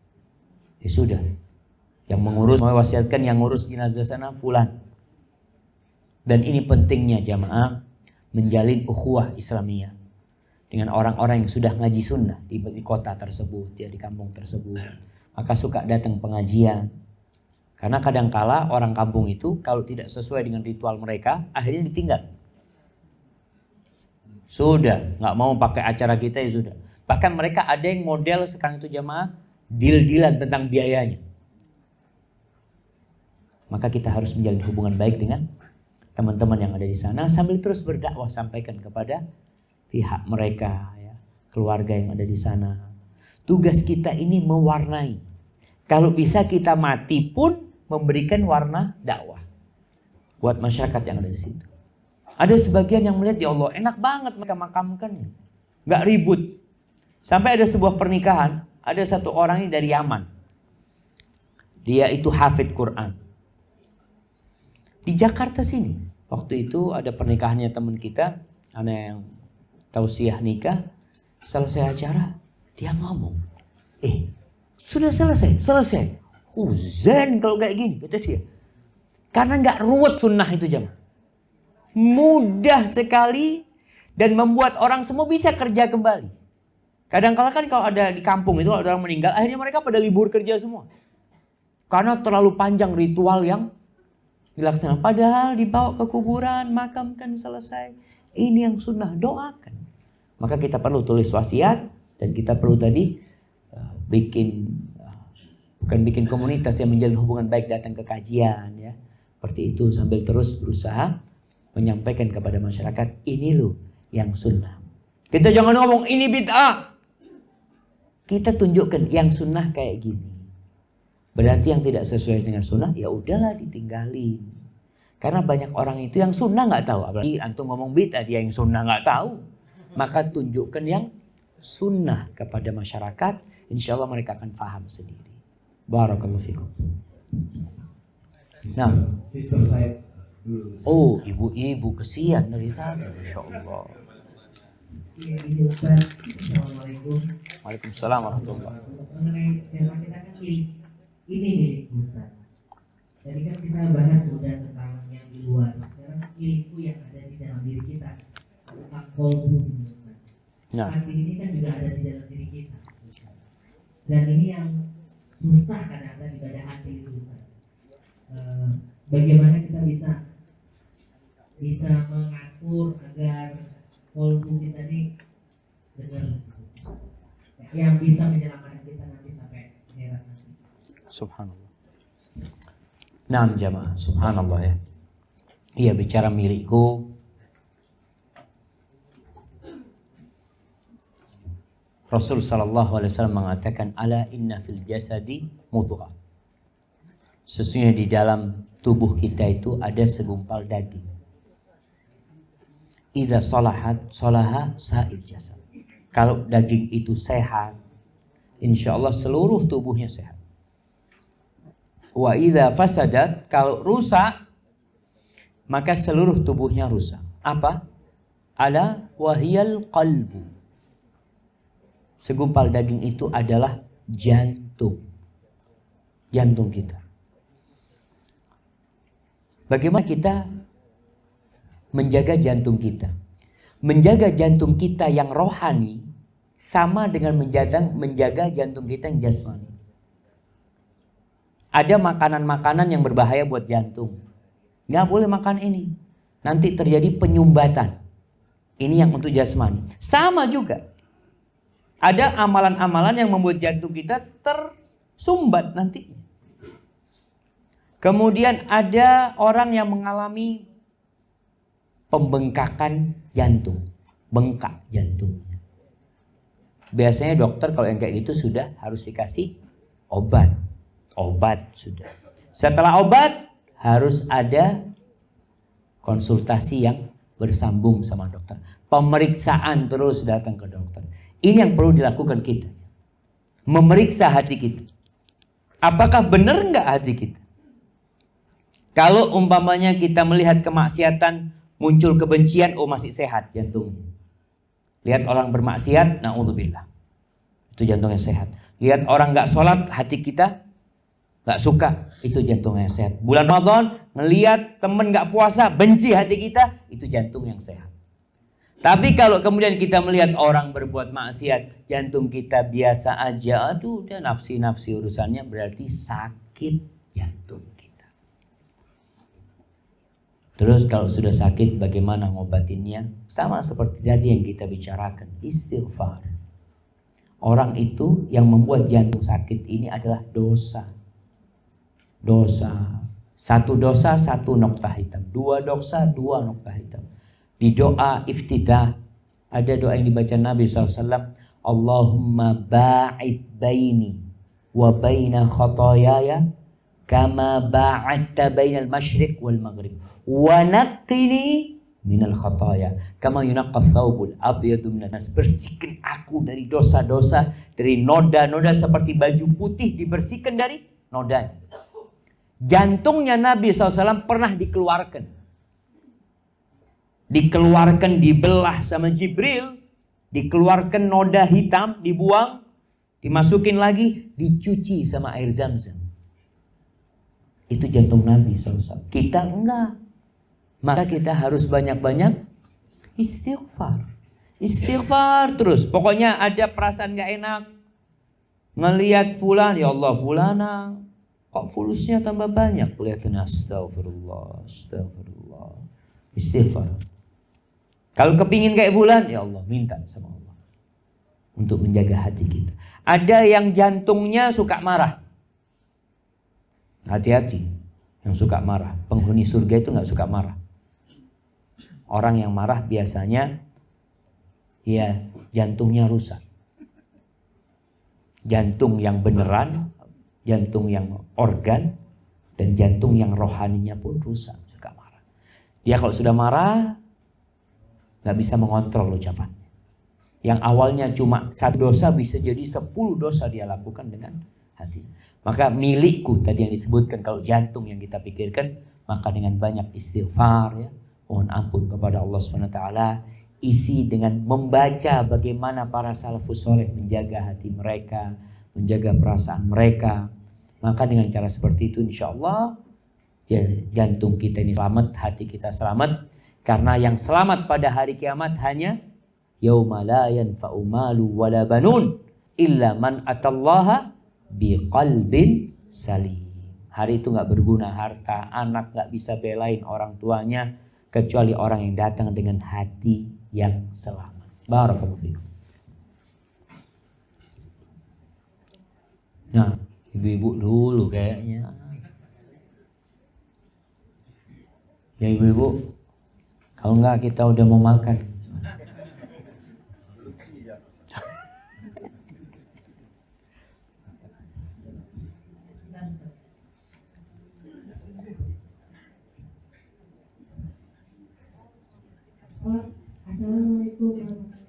Waalaikumsalam warahmatullahi wabarakatuh. Kalau Ustaz mau tanya terkait dengan barang-barang yang tadi Ustaz sampaikan lebih baik disedekahkan. Kalau misalnya kita ada beberapa pakaian atau barang-barang yang sudah tidak ingin kita pakai lagi, tapi masih sangat layak untuk digunakan. Biasanya kita prioritaskan itu diberikan ke adik kakak atau saudara terlebih dahulu, atau asisten rumah tangga yang bekerja untuk kita, baru kita berikan ke tetangga atau sekitar kita yang membutuhkan. Apakah ada nasihat yang lebih baik, bagaimana lebih baik caranya bersedekah itu? Sedangkan mungkin saudara kita itu juga tidak kekurangan pakaian atau barang juga, tapi apakah sudah baik caranya dengan memprioritaskan keluarga terlebih dahulu?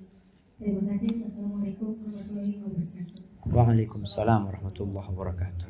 Masya Allah jemaah. Ya, jadi bicara tentang prioritas sekarang jemaah. Ada orang yang dulu pertanyaannya biasanya tentang apa yang diamalkan. Tapi ketika ilmu bertambah, pertanyaannya berubah. Mana yang lebih utama? Itu ditanyakan oleh para sahabat.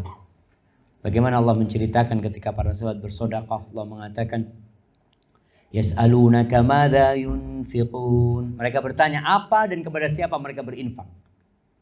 Qul ma anfaqtum min khairin falil walidaini wal aqrabin wal yatama wal masakin wa ibnis sabil. Kata Allah, apa yang kalian infakkan dari harta kalian. Jadi sedekah yang utama adalah harta. Nggak mampu harta baru yang lainnya. Siapa yang paling berhak mendapatkan? Maka kedua orang tua. Harta kita berikan kepada kedua orang tua. Kemudian kerabat dan kerabat kita. Baru orang-orang miskin yang lainnya kita berikan kepada mereka. Tinggal sekarang kita mau kasih kepada kerabat kita. Kalau fulus insya Allah diterima langsung. Betul ibu-ibu. Kalau kasih fulus nggak ada ngomong dia nggak butuh. Atau kita kasih sesuatu kepada dia yang memang dia perlukan, insya Allah diterima. Soalnya kalau kita tadi kasih pakaian kepada keluarga kita, pakaiannya juga pakaian bekas yang layak pakai. Sedangkan dia nggak perlu, dan ada orang lain yang lebih memerlukan, maka pahalanya mungkin akan lebih besar kepada yang memerlukan. Kenapa? Karena dipakai. Sedangkan kita kasih kepada saudara kita, ya sudah ditaruh juga sama dia. Karena dia nggak perlu. Tapi memberi kepada kerabat itu pahalanya sejatinya dua. Yang pertama, pahala sedekah. Yang kedua, pahala silaturahim. Maka hendaklah kita melihat kepada siapa kita berikan. Kalau memang kerabat-kerabat kita memerlukan, maka berikan kepada mereka. Abu Talha ketika dia hendak mensedekahkan kebunnya. Kebunnya dia hendak sedekahkan, kebun yang paling dia cintai. Apa kata Nabi SAW? Ara anta wa'aha fil aqrabin. Engkau berikan kepada kerabat-kerabat. Artinya ini wakaf buat kerabat-kerabat yang memerlukan. Jadi buat teman-teman yang punya kelebihan harta, coba belajar wakaf buat keluarga. Tapi diberi ketentuan, keluarga yang dikasih itu yang memerlukan. Artinya umpamanya kita wakafkan ruko ini disewakan. Atau usaha. Dibikin ruko ini buat kerabat anak, buat keturunan, umpamanya kalau keturunan bin Riza. Anak punya abah, berarti anak-anaknya Riza yang berhak. Tapi siapa yang memerlukan? Itu lebih utama. Jadi kalau bicara memberikan pakaian, kita lihat dipakai enggak. Kalau dia perlu, kasih. Kalau mamanya enggak perlu, Ustaz, tapi hadiah kadang-kala membuat dia bahagia. Kasihkan sebagai hadiah. Ada orang kaya itu jemaah, ayah ya. Kadang-kala ayah bapak kita, ibu kita, dia itu mungkin lebih kaya dari anaknya. Tapi kalau anaknya membawa sesuatu buat ayahnya, dia belikan parfum buat ayahnya, bahagianya ayah itu. Padahal dia bisa beli 1000 parfum kayak gitu. Dia kasih. Subhanallah. Maka mungkin seperti itu. Lihat, yang pertama memang kerabat lebih berhak. Yang kedua perlu diperhatikan kebutuhan. Kadang-kala kita, kenapa Ustaz kita kasih ke Rohingya Ustaz? Padahal di dekat-dekat Jakarta banyak yang perlu. Oh, karena mereka lebih membutuhkan yang daerah sana. Kita berikan. Hadza wallahu a'lam bissawab. Ya, ibu, bapak. Ini soal harta yang disedekahkan. Tahun 99 ayah saya meninggal. Ada harta yang diwariskan, tapi maksudnya tidak dituliskan ini untuk siapa atau bagaimana, tidak. Ada sebidang tanah yang kami anak-anaknya para ahli waris sepakat untuk diwakafkan dibikin masjid. Dan alhamdulillah masjidnya sampai sekarang sudah ada. Saya berkeyakinan sampai saat ini bahwa pahala buat orang tua saya itu masih mengalir atas pembangunan masjid itu. Apakah benar pertanyaan saya, pahala untuk ayah saya itu masih mengalir sampai masjid itu sampai dimanfaatkan sampai saat ini? Nah, Masya Allah jemaah. Iya jemaah. Ini berkaitan dengan amalan yang bisa sampai kepada orang tua yang sudah meninggal dunia. Apakah kalau anaknya, ayah kan tidak berwasiat kan? Tidak. Kalau berwasiat selesai, berarti yang memberi itu ayah. Jelas, sebelum mati tanah itu buat bangun masjid. Berarti memang yang beramal itu ayah. Tapi sekarang kondisinya ayah meninggal dunia, nggak ada wasiat apa-apa, inisiatif dari anak-anaknya ingin bangun masjid. Apakah orang tua akan dapat? Dapat. Jadi pernah datang kepada Nabi SAW Sa'ad bin Ubadah. Dalam hadis riwayat Bukhari dalam kitabnya Al-Adabul Mufrad, dia bertanya, "Ya Rasulullah, inna ummi infalatat walam tusi." Ibuku meninggal belum sempat wasiat. Jadi nggak ada wasiat nih. Afa yanfa'uha idza tasaddaqtu anha? Berguna nggak kalau aku sedekah buat ibu anak? Apa kata Nabi SAW? Tasaddaqi anha. Tasaddaq anha, engkau bersedekah untuk dia, itu akan bermanfaat buat dia. Maka yang dilakukan anak-anak insya Allah sudah benar. Orang tua akan mendapatkan pahala. Anak-anaknya yang mewakafkan pun akan dapat pahala. Pembagiannya bagaimana pahalanya Ustaz? Wallahu a'lam. Kita tuh kadang-kadang urusan pahala ini ngitung-ngitungan aja. Urusan yang biasa ditanyakan orang kalau buka bersama Ustaz. Ustaz, anak ini kasih buka bersama Ustaz sama orang itu. Tapi sama orang itu nggak dimakan Ustaz. Dia bawa pulang. dia makan kue yang dibawa sama tetangga. Aduh, pahala memberi buka orang puasa ini yang mana, Ustaz? Soalnya dia nggak berbuka pakai itu, Ustaz. Hitungannya sama Allah ini semua dapat pahala. Cuma persentasenya biar Allah yang hitung. Hadza wallahu a'lam. Baik. Ibu, ini. Ibu-ibu ada yang lainnya? Belum ya, Bapak-bapak. Ibu-ibu ini alhamdulillah udah pintar semua. Assalamualaikum warahmatullahi wabarakatuh. Waalaikumsalam warahmatullahi wabarakatuh. Anda mau bertanya tentang luasnya. Ini agak mengganjal sedikit ya. Sebelum ibu meninggal, ibu pernah meminta sesuatu kepada anak. Begini, dia minta memberikan suatu barang berupa emas, ya kan? Kemudian itu karena ibu sudah tua, anak tanya, buat apa ibu? Emas kan mungkin tidak begitu butuh. Ibu anak yang kecil sudah tidak yang mau menikah, nggak perlu biaya gitu kan? Ibu hanya butuh biaya kan, makan apa semuanya kebutuhan udah disanggupin, disiapin, dikirim. Kemudian untuk setiap biaya ke masjid apapun kebutuhannya sudah ada. Makan apa dari apapun yang minta ada yang tukang beli gitu kan, karena dia tidak bisa megang uang lagi kan, tanggung gitu di rumah kita. Nah kemudian ibu mengatakan, ibu nanti kenapa minta beli ini pasti ada gunanya nanti. Suatu saat apabila di mana ibu meninggal, tidak tahu kan di mana karena jasa seorang, di mana ibu akan meninggal, maka barang ini untuk orang yang ada di rumah itu dan mengurus dengan kata baik jenazah atau apa itu kan. Setelah alhamdulillah karena kalau ibu seperti itu, anak belikan. Kemudian setelah istri beli barang emas gitu ya kan, ini kasih sama ibu, dibelikan lagi. Nah ini ceritanya. Kemudian kata Allah beberapa tahun kemudian ibu meninggal. Nah wasiat ibu seperti tadi itu, begitu ibu meninggal dipeganglah sama kakak yang di rumah itu meninggal, rumah ketua di kampung ya kan. Walaupun anaknya banyak yang di mana-mana gitu misalnya.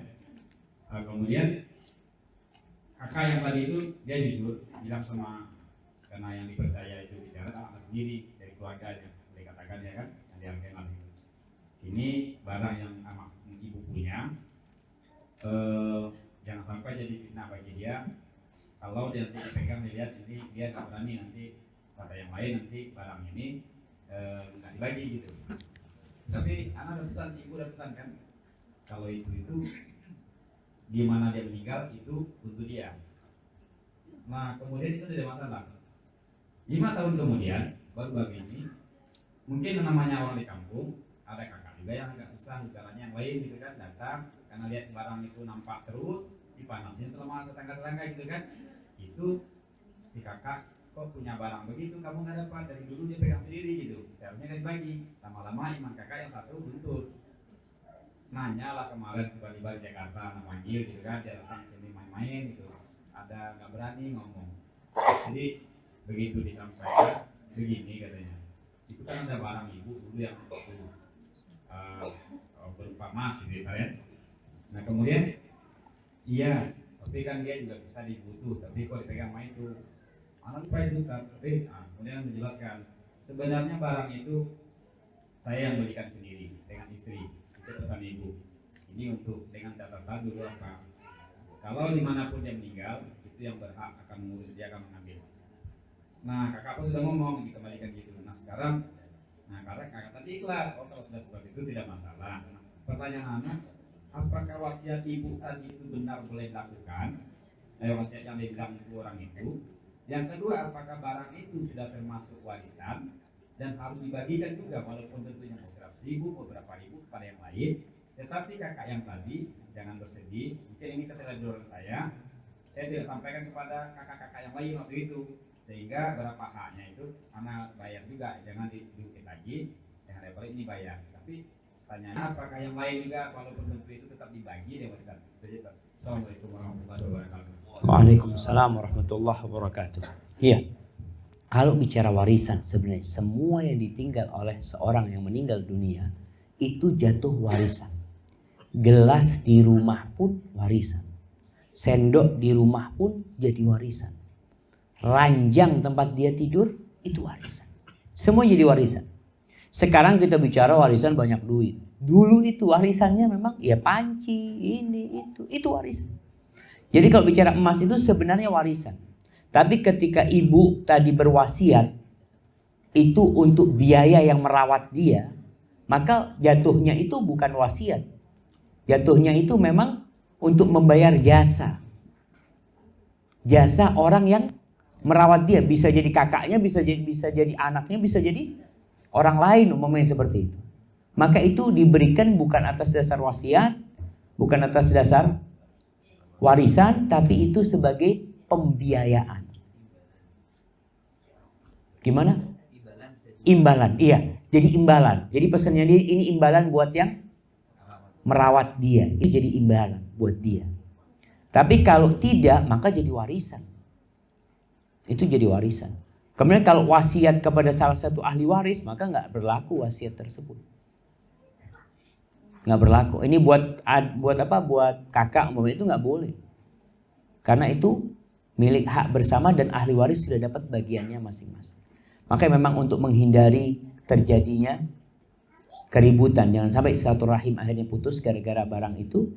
Kalau memang kita punya harta yang lain, kita bagikan kepada semua sesuai dengan harga. Harganya ini 20 juta. Ya sudah, jadi warisan. Pembagiannya anak laki dapat 2 bagian, perempuan dapat 1 bagian. Dijelaskan sudah, kasih bagiannya. Kalau yang itu memang imbalan sudah kasihkan. Tapi ini kan untuk menghindari konflik yang terjadi di keluarga. Tidak ada harta yang lain, cuma itu aja saja. Oh kok itu aja, kasurnya, sendoknya, apanya. Nah, itu masuk warisan semuanya, Bang. Karena kalau tidak dibagi, itu akan menimbulkan fitnah. Merasakan satu dapat sendoknya ibu, ketika makan nih sendok dari nenek ini, seperti itu. Maka lebih baik tetap dibagi, setelah ridho masing-masing selesai sudah. Karena kalau tidak muncul tadi dipanas-panasin sama tetangga sama apa akhirnya ikut. Wallahu a'lam bishawab. Ya. Oh, dari ibu-ibu dulu. Nah, silahkan ibu.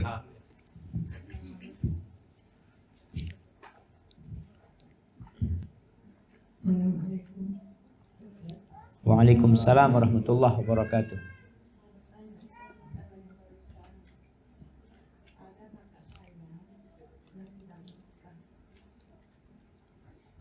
Ya.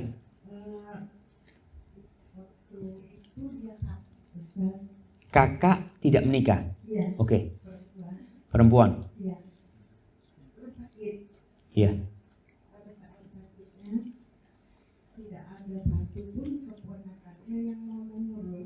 Siap.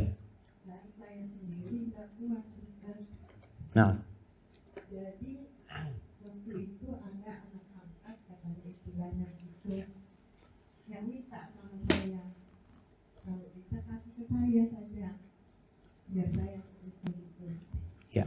Nah kebetulan kakak saya ini agak dapat warisan dari orang tua banyak tanah, sawah segala macam. Nah.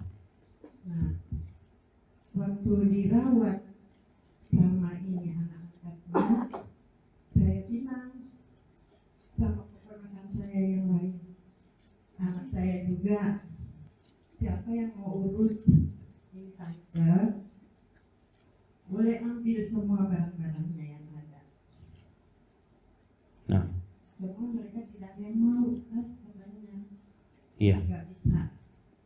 Jadi saya bilang sama mereka, sekarang ini barang-barang miliknya yang ada semua saya serahkan kepada yang merawat itu anak angkatnya.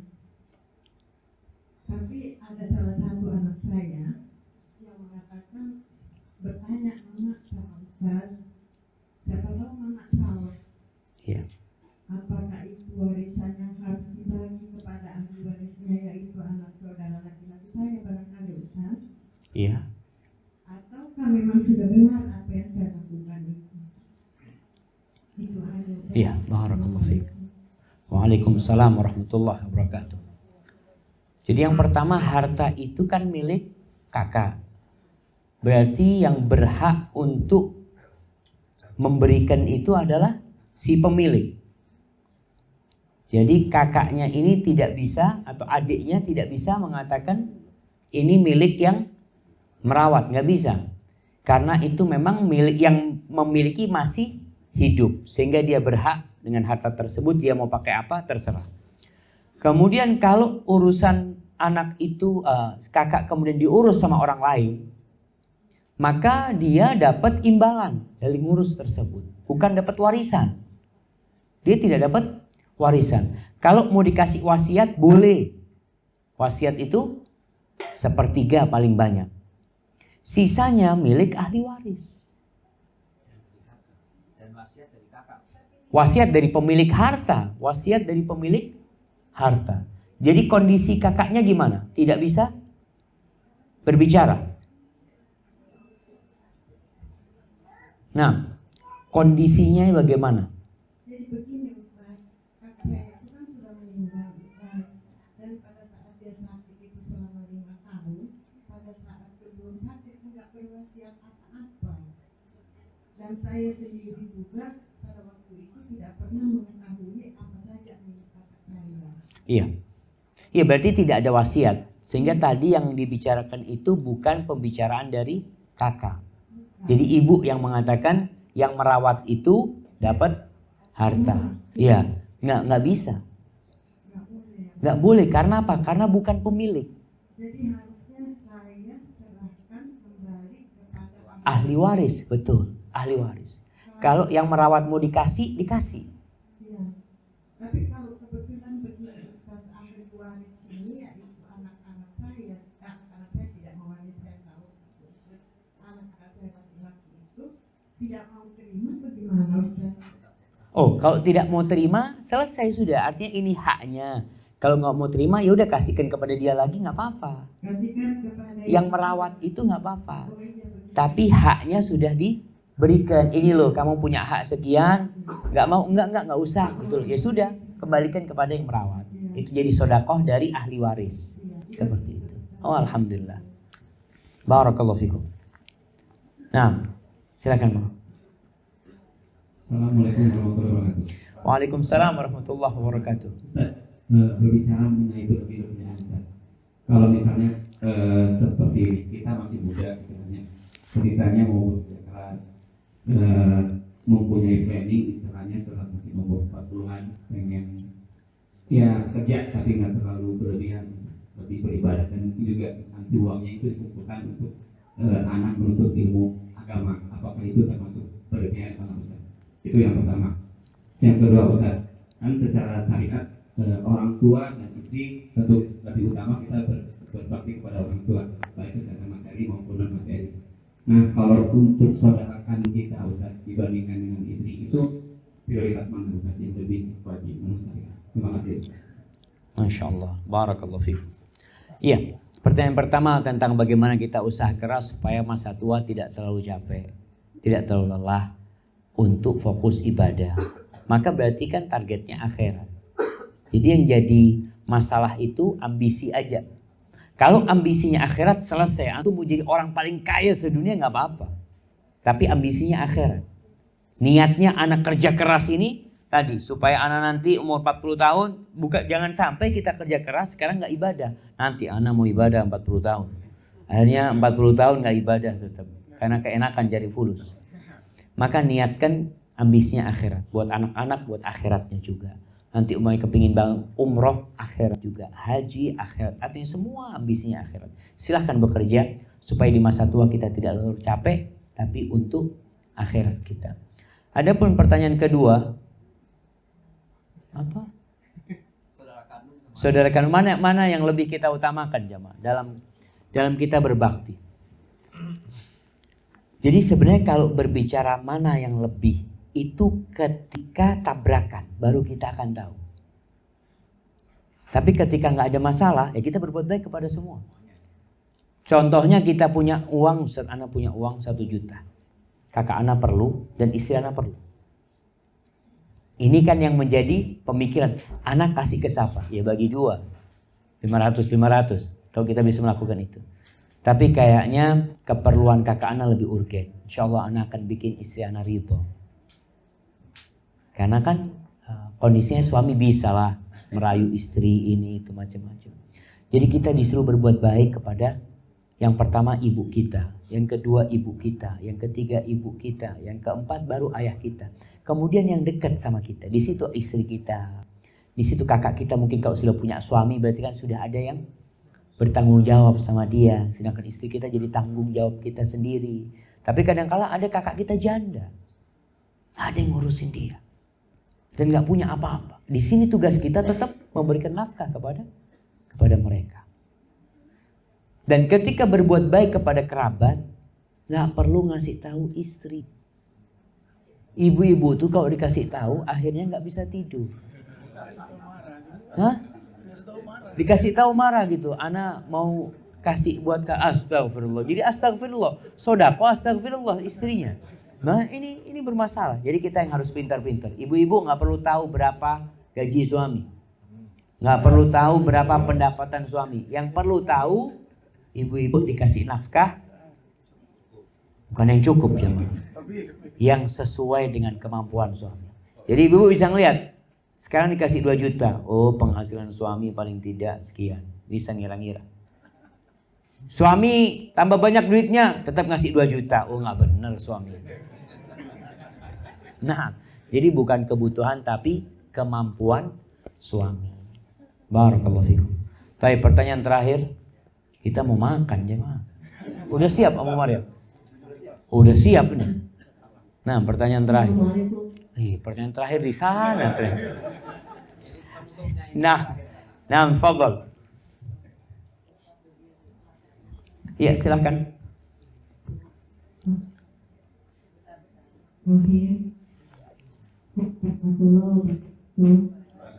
Assalamualaikum warahmatullahi wabarakatuh.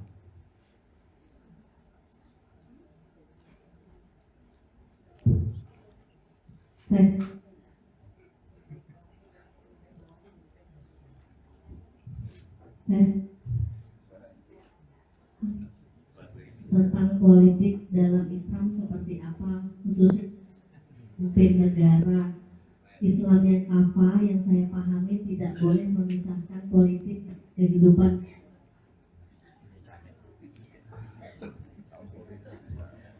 Nah, ini kajian khusus.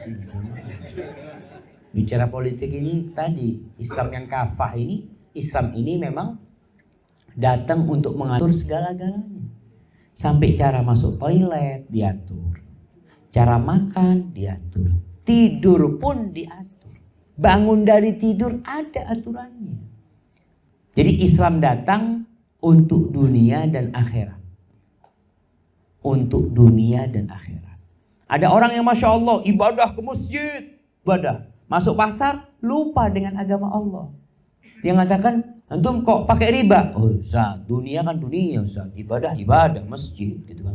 Enggak, jadi semuanya diatur dalam Islam. Mau urusan politik, mau urusan dagang. Bahkan kalau kita lihat bagaimana ada dalam Islam itu hubungan antar negara. Itu dalam Al-Quran ada. Islam menceritakan dalam Al-Quran bagaimana adab-adab kode etik perang. Sebelum orang-orang bikin kode etik perang, Al-Quran udah bicara dari dulu. Cuma yang menyebabkan orang Islam ini akhirnya kadangkala takut sama agama Allah ya. Kalau masuk politik nanti gimana? Itu karena ketidakpahaman dia tentang agama Allah SWT. Maka tadi butuh kajian khusus orang-orang belajar tentang Islam. Bukan bicara Islam secara kafah. Jadi ada orang Masya Allah bicara politik Islam, sholat belum benar. Ya antum tunggu dulu, rukun Islamnya dibenerin. Jangan antum bicara politik, sholat sehari 3 kali. Nah, nggak bener antum. Nggak, anak akan berbicara yang lebih besar, maslahat umat. Allahu Akbar. Antum maslahat diri sini nggak mikirin, pura-pura mikirin umat. Jadi bicara politik, nggak boleh dipisahkan Islam, agama dengan akhirat. Pertanyaan di dunia ini, di Indonesia, antum ditanya, antum dari mana? Orang Indonesia. Paspor Indonesia, nationality Indonesia. Tapi di kuburan nggak ada lagi ditanya, antum orang mana? Tegal apa orang Pekalongan? Nggak ada malaikat. Malaikat tanya, man rabbuk? Madinuk man nabi. Seperti itu. Barakallahu fikum. Penutup. Nah. Terima kasih Ustaz.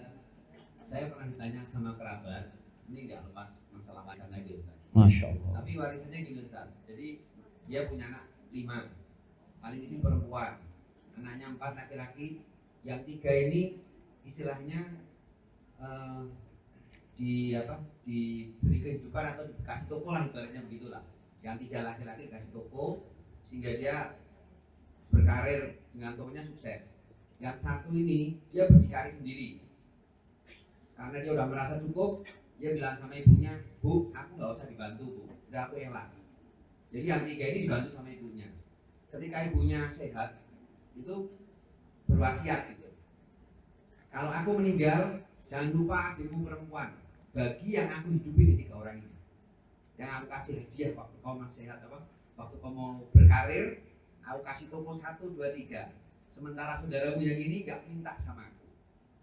Jadi yang 3 ini yang aku kasih wasiat. Tolong, aku lihat adikmu perempuan ini kayaknya hidupnya agak susah. Yeah. Jadi kau punya kewajiban memberi nafkah anak adikmu ini perempuan. Nah, berjalannya kehidupan punya meninggal kan. Nah ini ternyata 3-3-nya ini habis semua mampu. Tapi ada yang peduli, ada yang enggak. Yeah. Nah, untuk menutup ini Ustaz, maksudnya kan pasti anak lakinya pada mau bakal meninggal juga kan. Tanya ke saya Ustaz, saya kan tidak bisa menjelaskan. Cuman saya bilang gini, ya seharusnya patungan aja kasih kehidupan toko atau apa anak perempuan itu biar bisa berdikari. Itu selesai. Ya. Nah, ini saya minta nasihat dari Ustaz mengenai ini Ustaz. Supaya saya jelaskannya juga gamblang. Terima kasih. Ya. Barakallahu fikum. Waalaikumsalam warahmatullahi wabarakatuh. Yang pertama berkaitan dengan pemberian orang tua. Orang tua kalau hibah sama anaknya harus adil. Nggak boleh dikasih satu, yang lainnya nggak dikasih. Akan menimbulkan kecemburuan. Iya, dan hukum dasarnya orang tua harus adil. Ketika orang tua tidak adil, mamanya 3 dikasih, yang 1 nggak dikasih, tapi yang 1 mengikhlaskan, selesai sudah. Dia sudah ikhlas, maksudnya dia tidak meminta itu. Jadi orang tuanya tidak zalim. Orang tuanya berarti melakukan keadilan. Memang dia yang tidak mau. Tapi di sini ada wasiat dari orang tua. Wasiat ini sebenarnya nggak diwasiat pun Allah sudah wasiat. Bagaimana silaturahim harus dijaga. Yang 3 kakaknya laki ini punya kewajiban tanpa wasiat dari orang tuanya untuk membantu adiknya yang susah. Di sini Islam jamaah mengajarkan kita itu saling menolong gitu loh. Dan biasanya dalam satu keluarga mesti ada satu yang sukses. Sehingga dia bisa membantu yang lainnya. Apa yang harus dilakukan 3 orang ini? Ya, pertama warisan kan harus dibagi. Warisan harus dibagi. Sesuai. Si adik sudah dapat. Tinggal sekarang kan 3 orang ini terbebani dengan wasiat dari ibunya. Bukan terbebani. Itu wasiat Allah yang seharusnya dia laksanakan. Berbuat baik kepada kerabat. Allah mengatakan innallaha ya'muru bil adli wal ihsan wa ita'i dzil qurba. Kerabat tolong dikasih kerabat-kerabat. Sekarang ketiga orang ini ada yang peduli, ada yang tidak peduli. Ya sudah, yang peduli hendaklah peduli terus. Jangan merasa oh enak banget cuma anak yang kasih, dia nggak kasih. Antum ngasih tadi, antum jadi abnaul akhirah. Orang yang berbahagia ketika ngasih. Nih calon insya Allah orang-orang bahagia di akhirat. Jadi dia bahagia ketika memberi, bukan bahagia ketika menghasil. Dikasih ya. Tapi kalau mamanya mereka bisa bareng-bareng untuk memberi itu akan lebih baik. Patungan. Tapi kalau ada yang tidak peduli ya udah nggak perlu dipaksa. Urusannya dia sama Allah Jalla Jalla. Hadza wallahu a'lam bishawab. Itu jamaah yang bisa kita kaji kesempatan kali ini karena makan siang udah siap. Insyaallah semoga Allah memberikan berkah kepada kehidupan kita di dunia dan akhirat. Subhanakallahumma bihamdika asyhadu an la ilaha illa anta astaghfiruka wa atubu ilaik. Ana berikan kepada pemilik rumah